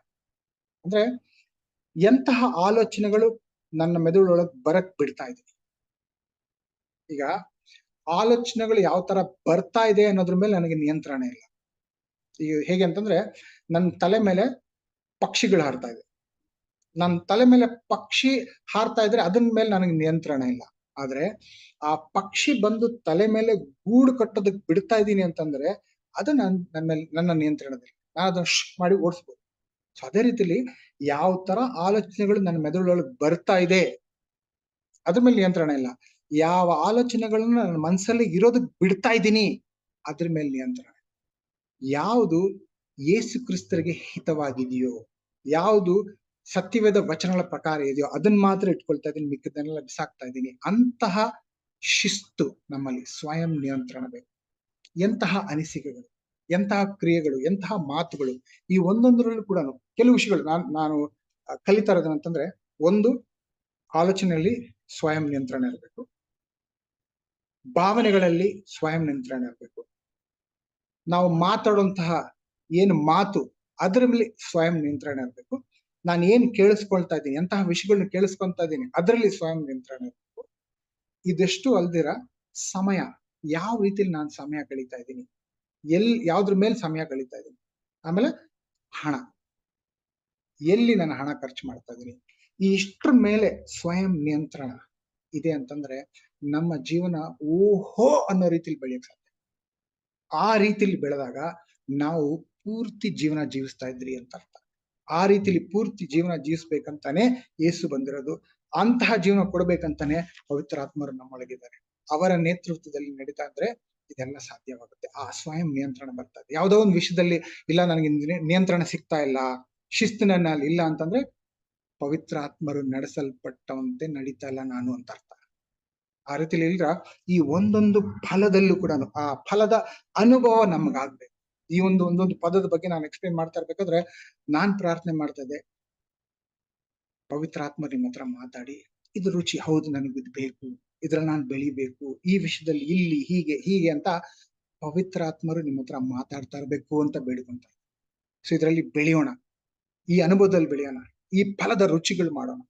ಆ ರೀತಿಲಿ ಮಾಡ್ಬೇಕು ಅಂದ್ರೆ ಪವಿತ್ರಾತ್ಮರ ನೇತೃತ್ವದಲ್ಲಿ ನಡಿಬೇಕು ಅಂತಂದ್ರೆ ಇನ್ನೊಂದು ವಿಷಯ ನಾವು ಗಮನಕ್ಕೆ ಬರ್ಬೇಕು ಅಂತಂದ್ರೆ, ಯಾರು ಒಂದು ಚಿತ್ರ ತೋರಿಸ್ತೀನಿ ನೋಡಿ. ಇಲ್ಲಿ ಈ ಚಿತ್ರದಲ್ಲಿ ಒಂದು ಚಿಕ್ಕ ಗ್ಲಾಸ್ ಅಂದ್ರೆ ಗಾಜಿನ ಒಂದು ಚಿಕ್ಕ ಬಾಟಲ್ ತರ ಇದೆ. ಮೀನು ಅದ್ರೊಳಗೆ ಜೀವನ ಮಾಡ್ತಾ ಇರುತ್ತೆ. ಅಲ್ಲಿಂದ ಹಾರಿ ವಿಶಾಲವಾದಂತ ನೀರಿಗೆ ಧುಮುಕ್ತಾ. ಆ ಚಿತ್ರ ನಾನು ನಿಮ್ಗೆ ತೋರಿಸ್ತಾ ಇದ್ದೀನಿ. ಈ ಚಿತ್ರ ಯಾಕೆ ತೋರಿಸ್ತಾ ಇದೀನಿ ಅಂದ್ರೆ, ಆ ಚಿಕ್ಕ ಗಾಜಿನ ಬಾಟಲ್ ಒಳಗಡೆನೆ ಜೀವನ ಮಾಡ್ಬೇಕಂದ್ರೆ ಆರಾಮವಾಗಿ ಅಲ್ಲೇ ಜೀವನ ಮಾಡ್ತಾ ಇರ್ತಾರೆ. ಆ ರೀತಿಲಿ ಜೀವನ ಮಾಡ್ಬೇಕಂದ್ರೆ ಪವಿತ್ರಾತ್ಮರ ಅಗತ್ಯ ನಮಗೆ ಬೇಕಾಗಿಲ್ಲ, ಆರಾಮಾಗಿ ಜೀವನ ಮಾಡಿ. ಪವಿತ್ರಾತ್ಮರ ಜೀವನ ಅವ್ರು ನಡೆಸಲ್ಪಂತೆ ನಡಿಬೇಕು ಅಂತಂದ್ರೆ ನಾವು ರಿಸ್ಕ್ ತಗೊಂಡು ವಿಶಾಲವಾದ ನೀರಿಗೆ ಹಾರಿ, ಅಂದ್ರೆ ಸವಾಲುಗಳು ತಗೊಳ್ಳಿ. ಆ ವಿಶಾಲವಾದ ನೀರಲ್ಲಿ ಏನೇ ಇರುತ್ತೆ, ಈ ಚಿಕ್ಕ ಗಾಜಿನ ಒಂದು ಬಾಟಲ್ ಒಳಗೆ ಏನೇನಿರುತ್ತೆ ನಮ್ಗೆ ಗೊತ್ತಿದೆ, ವಿಶಾಲವಾದ ನೀರಿನಲ್ಲಿ ಏನೇನಿರುತ್ತೋ ಗೊತ್ತಿಲ್ಲ. ಅಂತಹ ಸವಾಲುಗಳನ್ನ ಎದುರಿಸ್ಕೊಳ್ಳೋಕೆ ಧೈರ್ಯ ಪಡಬೇಕು. ಆವಾಗ್ಲೇನೆ ಪವಿತ್ರಾತ್ಮರ ನೇತೃತ್ವದಲ್ಲಿ ನಾವು ನಡೆಯಕ್ ಸಾಧ್ಯ ಆಗುತ್ತೆ. ಇಲ್ಲ ಬ್ರೋ, ನಾನು ಬರೀ ಸಭೆಗೆ ಬರ್ತೀನಿ, ಹೋಗ್ತೀನಿ, ಅಟೆಂಡೆನ್ಸ್ ಹಾಕ್ತೀನಿ, ಹೋಗ್ತೀನಿ, ಬೆಳಿಗ್ಗೆ ಪ್ರಾರ್ಥನೆ ಮಾಡ್ತೀನಿ, ಸ್ವಲ್ಪ ಬೈಬಲ್ ಓದ್ತೀನಿ, ಸ್ವಲ್ಪ ಆ ಕಡೆ ಈ ಕಡೆ ಕನಿಷ್ಠ ಮಾಡ್ಕೊಂಡು ಹೋಗ್ತೀನಿ, ಆರಾಮವಾದಂತ ಜೀವನ ಮಾಡ್ಬೇಕು ಅಂತಂದ್ರೆ ಪವಿತ್ರಾತ್ಮರ ನೇತೃತ್ವದಲ್ಲಿ ನಾವ್ ಇಲ್ಲ ಅಂತ ಅರ್ಥ. ಯಾಕಂದ್ರೆ ಯೇಸು ಕ್ರಿಸ್ತರ ಜೀವನದಲ್ಲೂ ನೋಡಿ, ಈ 30 ವರ್ಷಗಳ ಕಾಲ ಆರಾಮಾಗಿ ಏನೋ ಯಾರೇ ಆಗ್ಲಿ ಅವ್ರು ಕೊಲ್ಬೇಕು, ಅವ್ರನ್ನ ಅರೆಸ್ಟ್ ಮಾಡ್ಬೇಕು, ಅವ್ರ ಬಗ್ಗೆ ಟೀಕೆ ಮಾಡ್ಬೇಕು ಅಂತ ಏನೂ ಇರಲಿಲ್ಲ. ಯಾಕೆ? ಆ ಜೀವನ ಮಾಡೋದು. ಯಾವಾಗ ಪವಿತ್ರಾತ್ಮ ವರ ಅವ್ರು ಪಡೆದ್ರು, ಅವರ ಜೀವನ ಅಲ್ಲೋಲ ಕಲ್ಲೋಲ, ವಿಶಾಲವಾದಂತ ನೀರು ಹೋದ್ರು, ಧುಮುಕಿದ್ರು, ಅದ್ಭುತವಾದಂತ ಕಾರ್ಯಗಳು ಮಾಡಿದ್ರು. ಎಲ್ಲಿವರೆಗೂ ಅಂತಂದ್ರೆ 2000 ವರ್ಷ ಆದ್ಮೇಲೆ ಈಗಲೂ ಕೂಡ ಅವ್ರ ಬಗ್ಗೆ ಮಾತಾಡ್ತಾರೆ. ಇಡೀ ಪ್ರಪಂಚನೇ ಅದರಲ್ಲಿ ಬದಲು ಮಾಡುದು. ಶಾಶ್ವತನೇ ಅದಲು ಬದಲು ಮಾಡಿದ್ರು. ಅದೆಲ್ಲ ಸಾಧ್ಯವಾಯಿತು ಪವಿತ್ರಾತ್ಮರ ನೇತೃತ್ವದಲ್ಲಿ. ಅಂತಹ ಜೀವನ ಮಾಡ್ಬೇಕು ಅಂದ್ರೆ ನಾವು ಆ ಚಿಕ್ಕ ಬಾಟ್ಲಿನಿಂದ ಧುಮುಕ್ಬೇಕು ವಿಶಾಲವಾದಂತ ನೀರಿಗೆ. ಪವಿತ್ರಾತ್ಮರ ನೇತೃತ್ವದಲ್ಲಿ ಆ ರೀತಿ ಧುಮುಕ್ದಾಗ ನಾವು ಕಲ್ಪನೆನೇ ಮಾಡ್ಕೊಳಕ್ ಊಹೆನೆ ಮಾಡ್ಕೊಳಕ್ದಿರಷ್ಟು ರೀತಿಯಲ್ಲಿ ದೇವರು ನಮ್ಮನ್ನ ನಡೆಸ್ತಾರೆ. ಪವಿತ್ರಾತ್ಮರು ನಮ್ಮನ್ನ ನಡೆಸ್ತಾರೆ. ಆ ರೀತಿಯಲ್ಲಿ ಪ್ರತಿಯೊಬ್ಬರನ್ನ ನಡೆಸ್ಲಿ, ಅದ್ಭುತ ಕಾರ್ಯಗಳು ನಮ್ಮ ಜೀವನದಲ್ಲಿ ನಡೀಲಿ ಅಂತ ನಾನು ದೇವ್ರ ಹತ್ರ ಬೇಡ್ಕೊಂತ ಇದ್ದೀನಿ.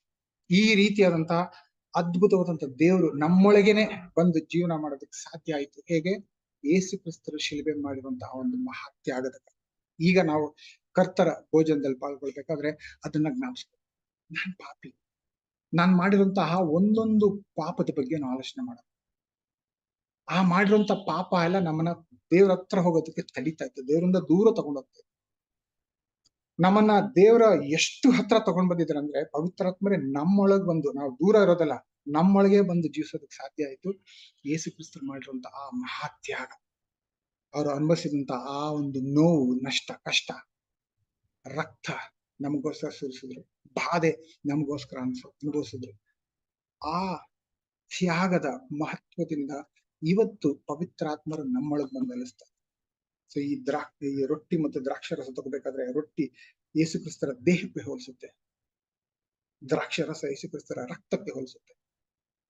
ಸೊ ಈ ಒಂದು ರೊಟ್ಟಿ ಮತ್ತು ದ್ರಾಕ್ಷಾರಸ ತಗೋಬೇಕಾದ್ರೆ ಯೇಸು ಮಾಡಿರುವಂತಹ ಆ ಅದ್ಭುತವಾದಂತಹ ಮಹಾತ್ಯಾಗನ ನೆನೆಸ್ಕೊಂಡು ಕೃತಜ್ಞತೆಯಾಗಿ ನಮ್ಮೊಳಗೆ ಅವ್ರು ಮಾಡಿರುವಂತಹ ತ್ಯಾಗದ ಕಾರಣವಾಗಿ ನಮ್ಮೊಳಗೆ ಇವತ್ತು ಪವಿತ್ರಾತ್ಮರು ನೆಲೆಸ್ತಾ ಇದ್ದಾರೆ. ಅವರ ಅನುಭವ, ರುಚಿ ಪ್ರಾಯೋಗಿಕವಾಗಿ ಅನುಭವಿಸ್ತಾ ಈ ಕರ್ತರ ಭೋಜನದಲ್ಲಿ ಪಾಲ್ಗೊಳ್ಳೋಣ. ಅದಕ್ಕೋಸ್ಕರ ಪ್ರಾರ್ಥನೆ. ಪವಿತ್ರಾತ್ಮರೇ, ನೀವು ನಮ್ಮೊಳಗಿದ್ದೀರಾ, ಈಗಿದ್ದೀರಾ, ಎಲ್ಲಿದ್ದೀರಾ, ಹೇಗಿದ್ದೀರಾ ಗೊತ್ತಿಲ್ಲ, ಬಟ್ ಇದ್ದೀರಾ. ನಾನ್ ನಂಬ್ತೇನೆ ಇಲ್ಲಿರುವಂತ ಪ್ರತಿಯೊಬ್ಬರಿಗೂ ಅನುಭವ ಆಗ್ತಾ ಇದೆ ನೀವು ನಮ್ಮೊಳಗಿರೋದು. ಆ ರುಚಿ ನಮಗ್ ತೋರಿಸಿ. ಆ ರುಚಿಯಲ್ಲಿ ನಾವಿನ್ನೂ ಬೆಳಿಬೇಕು. ಎಲ್ಲೋ ಮುಂದೆ ಯಾವಾಗೋ ಅಲ್ಲ, ಈಗ ಈ ಕ್ಷಣದಲ್ಲಿ ಆ ರುಚಿಯಲ್ಲಿ ನಾವು ಬೆಳಿಬೇಕು. ಆ ರೀತಿಯಲ್ಲಿ ನೀವು ನಮ್ಗೆ ನಮ್ಮ ಮನಸ್ಸನ್ನ ಮಾರ್ಗದರ್ಶನ, ನಿಮ್ಮ ನೇತೃತ್ವದಲ್ಲಿ ಇರ್ಬೇಕಂದ್ರೆ ನಾವು ಶರಣಾಗತರಾಗಿ, ನನ್ನದು ಅಂತ ಏನು ಇಲ್ದಿರ ಎಲ್ಲವೂ ಸರ್ವವೂ ನಿಮಗೆ ಒಪ್ಪಿಸುವಂತ ಆ ಶರಣಾಗತ ಹೃದಯ ನಮ್ದಾಗ್ತಿತ್ತು. ಅಂತ ಹೃದಯ ಇವಾಗ ನಮಗೆ ಬಡಿಸು. ಯೇಸು ಕ್ರಿಸ್ತರೇ, ನೀವು ಆ ದಿನ ಅಷ್ಟು ಮಹಾ ತ್ಯಾಗ ಮಾಡಿದ್ರಿ. ಆ ಕಾರಣವಾಗಿ ಈ ದಿನ ನಾವು ಪವಿತ್ರಾತ್ಮ ವರ ನಮ್ಮೊಳಗೆ ನಾವು ಪಡೆದಿದ್ದೀರಿ. ನಿಮಗೆ ಕೋಟಿ ಕೋಟಿ ನಮನ ಸಲ್ಲಿಸ್ತಾ ನಮ್ಮೆಲ್ಲಿಟ್ಟಿರುವಂತಹ ಈ ಮಹಾ ಪ್ರೀತಿಯ ಕಾರಣವಾಗಿ ನಿಮ್ಗೆ ಕೃತಜ್ಞತೆ ಹೇಳ್ತಾ, ಪವಿತ್ರಾತ್ಮರೇ, ನಿಮ್ಮ ಫಲಗಳ ರುಚಿ ಪ್ರತಿಯೊಬ್ಬರಿಗೂ ಸಿಗ್ಬೇಕು. ಆ ರುಚಿಯಲ್ಲಿ ನಾವು ಬೆಳೀತಾ ಇರ್ಬೇಕು. ಆ ರೀತಿಯಲ್ಲಿ ನೀವು ನಮಗೆ ಆಶೀರ್ವಾದ ಮಾಡ್ಬೇಕಂತ ಕೇಳ್ಕೊಂಡು ಈ ಪ್ರಾರ್ಥನೆನ, ಈ ರೊಟ್ಟಿನ ಮತ್ತು ದ್ರಾಕ್ಷನ ಸಂಬಿಟ್ಟು ಆಶೀರ್ವಾದ ಮಾಡಿ ಅಂತ ಹೇಳಿ ಈ ಪ್ರಾರ್ಥನೆನ ಯೇಸುವೆ ನಿಮ್ಮ ನಾಮದಲ್ಲಿ ಕೇಳಿ ಮುಗಿಸ್ತಾ ಇದ್ದೀರಿ. ಆಮೇಲೆ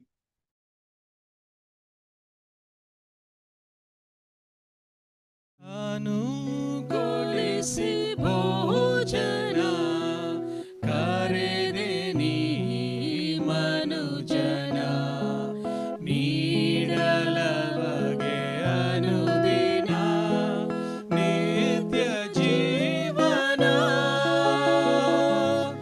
ಅನುಗೊಳಿಸಿ ಭೋಜನ ಕರೆದೆ ನೀ ಮನುಜನ, ನೀಡಲವಗೆ ಅನುದಿನ ನಿತ್ಯ ಜೀವನ. ಅನುಗೊಳಿಸಿ ಭೋಜನ ಕರೆದೆ ನೀ ಮನುಜನ.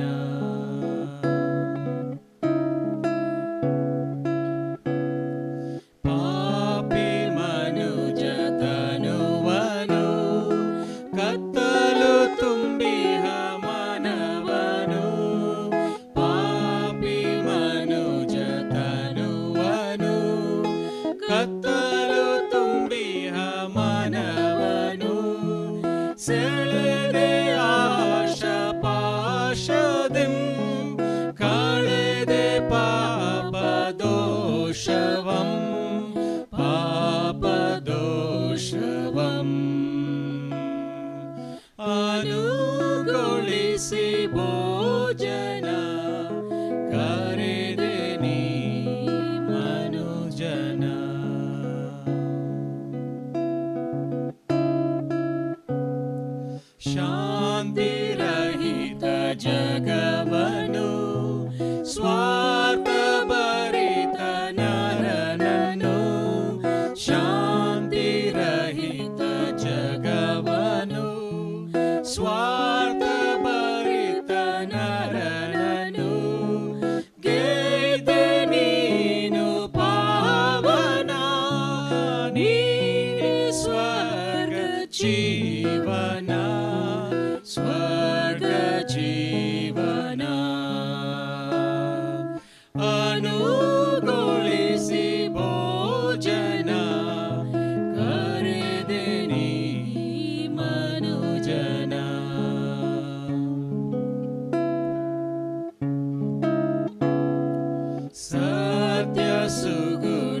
ಸಂಪನ್ನನೇ ನಿತ್ಯ ನಿರ್ಮಲ ಧೀಮಂತನೇ ಸತ್ಯ ಸುಗುಣ ಸಂಪನ್ನನೇ ನಿತ್ಯ ನಿರ್ಮಲ ಧೀಮಂತನೇ ಭುಜಿಸಿ ದಿವ್ಯ ಭೋಜನ ನೆನೆವೆ ನಿನ್ನ ಅನುದಿನ ನಿನ್ನ ಅನುದಿನ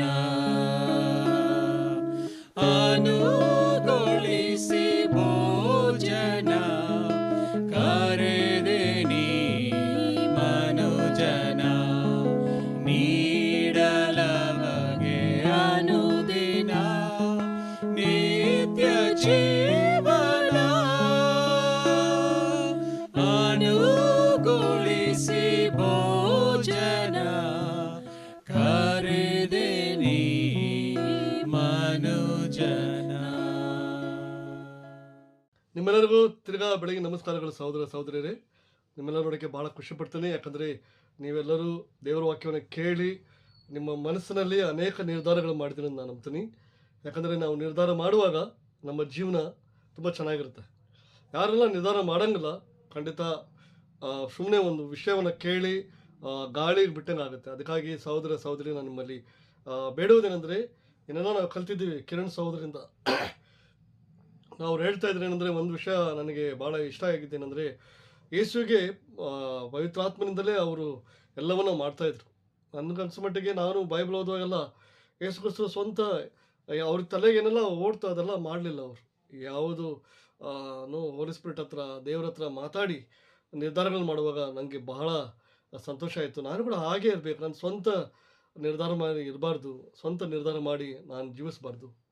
ನಾನು ಪವಿತ್ರಾತ್ಮ ಭರಿತನಾಗಿರಬೇಕು. ನನ್ನ ಆತ್ಮ ಏನು ಹೇಳುತ್ತೆ, ನನಗೆ ಕೊಟ್ಟಿರುವಂಥ ಆತ್ಮ ಏನು ಹೇಳುತ್ತೆ, ನಾನು ಎಲ್ಲ ಗುಣಗಳಲ್ಲಿ ಬೆಳೀತಾ ಇದ್ದೀನ, ಆ ಗುಣಗಳಲ್ಲಿ ನಾನು ಯಾವ ಮಟ್ಟಕ್ಕೆ ನಾನು ಬೆಳೆದಿದ್ದೀನಿ ನಾನು ನೋಡಬೇಕಾಗಿದೆ. ಖಂಡಿತ ನೀವು ಕೂಡ ಅನೇಕ ವಿಷಯಗಳು ಕಲ್ತಿದ್ರೆ ನಂಬ್ತೀನಿ. ಈ ಕಲ್ತಿರೋಂಥ ವಿಷಯವನ್ನು ಅಭ್ಯಾಸ ಮಾಡೋಣ ನಾವು, ಮತ್ತು ನಾವು ಆತ್ಮೀಯವಾಗಿ ಇನ್ನೂ ಹೆಚ್ಚಾಗಿ ಬೆಳೆದು ದೇವರಿಗೆ ಮಹಿಮೆ ಸಲ್ಲಿಸೋಣ. ಇದೇ ರೀತಿಯಲ್ಲಿ ಪ್ರತಿ ಭಾನುವಾರ ಬೆಳಿಗ್ಗೆ 10 ಗಂಟೆಗೆ ಮೀಟಿಂಗ್ ಇರುತ್ತೆ. ದಯವಿಟ್ಟು ತಾವೆಲ್ಲರೂ ನೋಡಿ ನಿಮ್ಮ ಆತ್ಮೀಯ ಜೀವನವನ್ನು ಬೆಳವಣಿಗೆ ಮಾಡಿ. ಈ ಸಮಯದಲ್ಲಿ ಈ ಪ್ರಾರ್ಥನೆನ, ಈ ಕೂಟವನ್ನು ಪ್ರಾರ್ಥನೆ ಮಾಡಿ ಮುಕ್ತಾಯ ಮಾಡೋಣ. ಪ್ರಾರ್ಥನೆ ಮಾಡೋಣ. ನನ್ನ ಅಪ್ಪ, ನನ್ನ ತಂದೆಯೇ, ನನ್ನ ದೇವರೇ, ನನ್ನ ಕರ್ತರೇ, ನನ್ನ ರಕ್ಷಕರೇ, ನಿಮಗೆ ಸ್ತೋತ್ರ, ನಿಮಗೆ ಮಹಿಮೆ. ತಂದೆ, ನನಗೆ ಫ್ರೀಯಾಗಿ ಒಂದು ಉಡುಗೊರೆ ಕೊಟ್ಟಿದ್ದೀರಿ, ಅದು ಪವಿತ್ರಾತ್ಮವನ್ನು. ದೇವರೇ, ನಾನು ನನ್ನ ಹೆಂಡತಿಯನ್ನು ಬಹಳ ಪ್ರೀತಿಸ್ತೀನಿ, ನನ್ನ ಮಕ್ಕಳನ್ನ ಭಾಳ ಪ್ರೀತಿಸ್ತೀನಿ, ನಮ್ಮ ಸಂಬಂಧಗಳನ್ನು, ನಮ್ಮ ತಾಯಿನ ಭಾಳ ಪ್ರೀತಿಸ್ತೀನಿ. ಆದರೆ ನೋಡುವಾಗ ಅವರೆಲ್ಲ ಶರೀರದ ಹೊರಗಡೆ ಇದ್ದಾರೆ. ನಮ್ಮ ಶರೀರದ ನಾವು ಬೇರೆ ಬೇರೆ ಆಗಿದ್ದೀವಿ. ಆದರೆ ನೀವು ನಮ್ಮೊಳಗೆ ಇದ್ದುಕೊಂಡು ನಮ್ಮ ಎಷ್ಟೊಂದು ಕಾಳಜಿಯನ್ನು ನೋಡ್ಕೊಳ್ತಾ ಇದ್ದೀರಾ. ತಂದೆ, ನಿಮಗೆ ಸ್ತೋತ್ರ, ನಿಮಗೆ ಮಹಿಮೆ. ತಂದೆ ಆದ ದೇವರೇ, ದಯವಿಟ್ಟು ಸಹಾಯ ಮಾಡಿ ನಿಮ್ಮನ್ನು ಇನ್ನೂ ಚೆನ್ನಾಗಿ ಅರ್ಥ ಮಾಡ್ಕೊಳ್ಳೋದಕ್ಕೆ, ಹೇಗೆ ನಾನು ಪವಿತ್ರಾತ್ಮ ಭರಿತನಾಗಿ ನಡೆಸಲ್ಪಡಬೇಕಂತ ಇನ್ನೂ ನನಗೆ ಜ್ಞಾನವನ್ನು ಕೊಡಬೇಕಂತ ಕೇಳ್ಕೊಳ್ತಾ ಇದ್ದೀನಿ. ಇನ್ನೂ ನಾನು ಹೇಗೆ ಇದನ್ನು ಅರ್ಥ ಮಾಡ್ಕೋಬೇಕು ಮತ್ತು ಹೇಗೆ ನಾನು ನಿಮ್ಮ ಹತ್ರ ಕ್ಲೋಸ್ ಆಗಿರಬೇಕಂತ ದಯವಿಟ್ಟು ನನಗೆ ಆಶೀರ್ವಾದ ಮಾಡಿ. ಇಲ್ಲಿ ಕೂತಂಥ ಎಲ್ಲ ಕೇಳಿದಂಥ ಎಲ್ಲ ಸಹೋದರ ಸಹೋದರನ ಆಶೀರ್ವದಿಸಬೇಕು ಅಂತ ಕೇಳಿಕೊಂಡು ಈ ಪ್ರಾರ್ಥನೆ ನಿಮ್ಮ ಒಬ್ಬನ ಮಗನಾದ ಯೇಸು ನಾಮದಲ್ಲಿ ಪ್ರಾರ್ಥಿಸ್ತೀನಿ. ಆಮೇನ್. ಧನ್ಯವಾದಗಳು.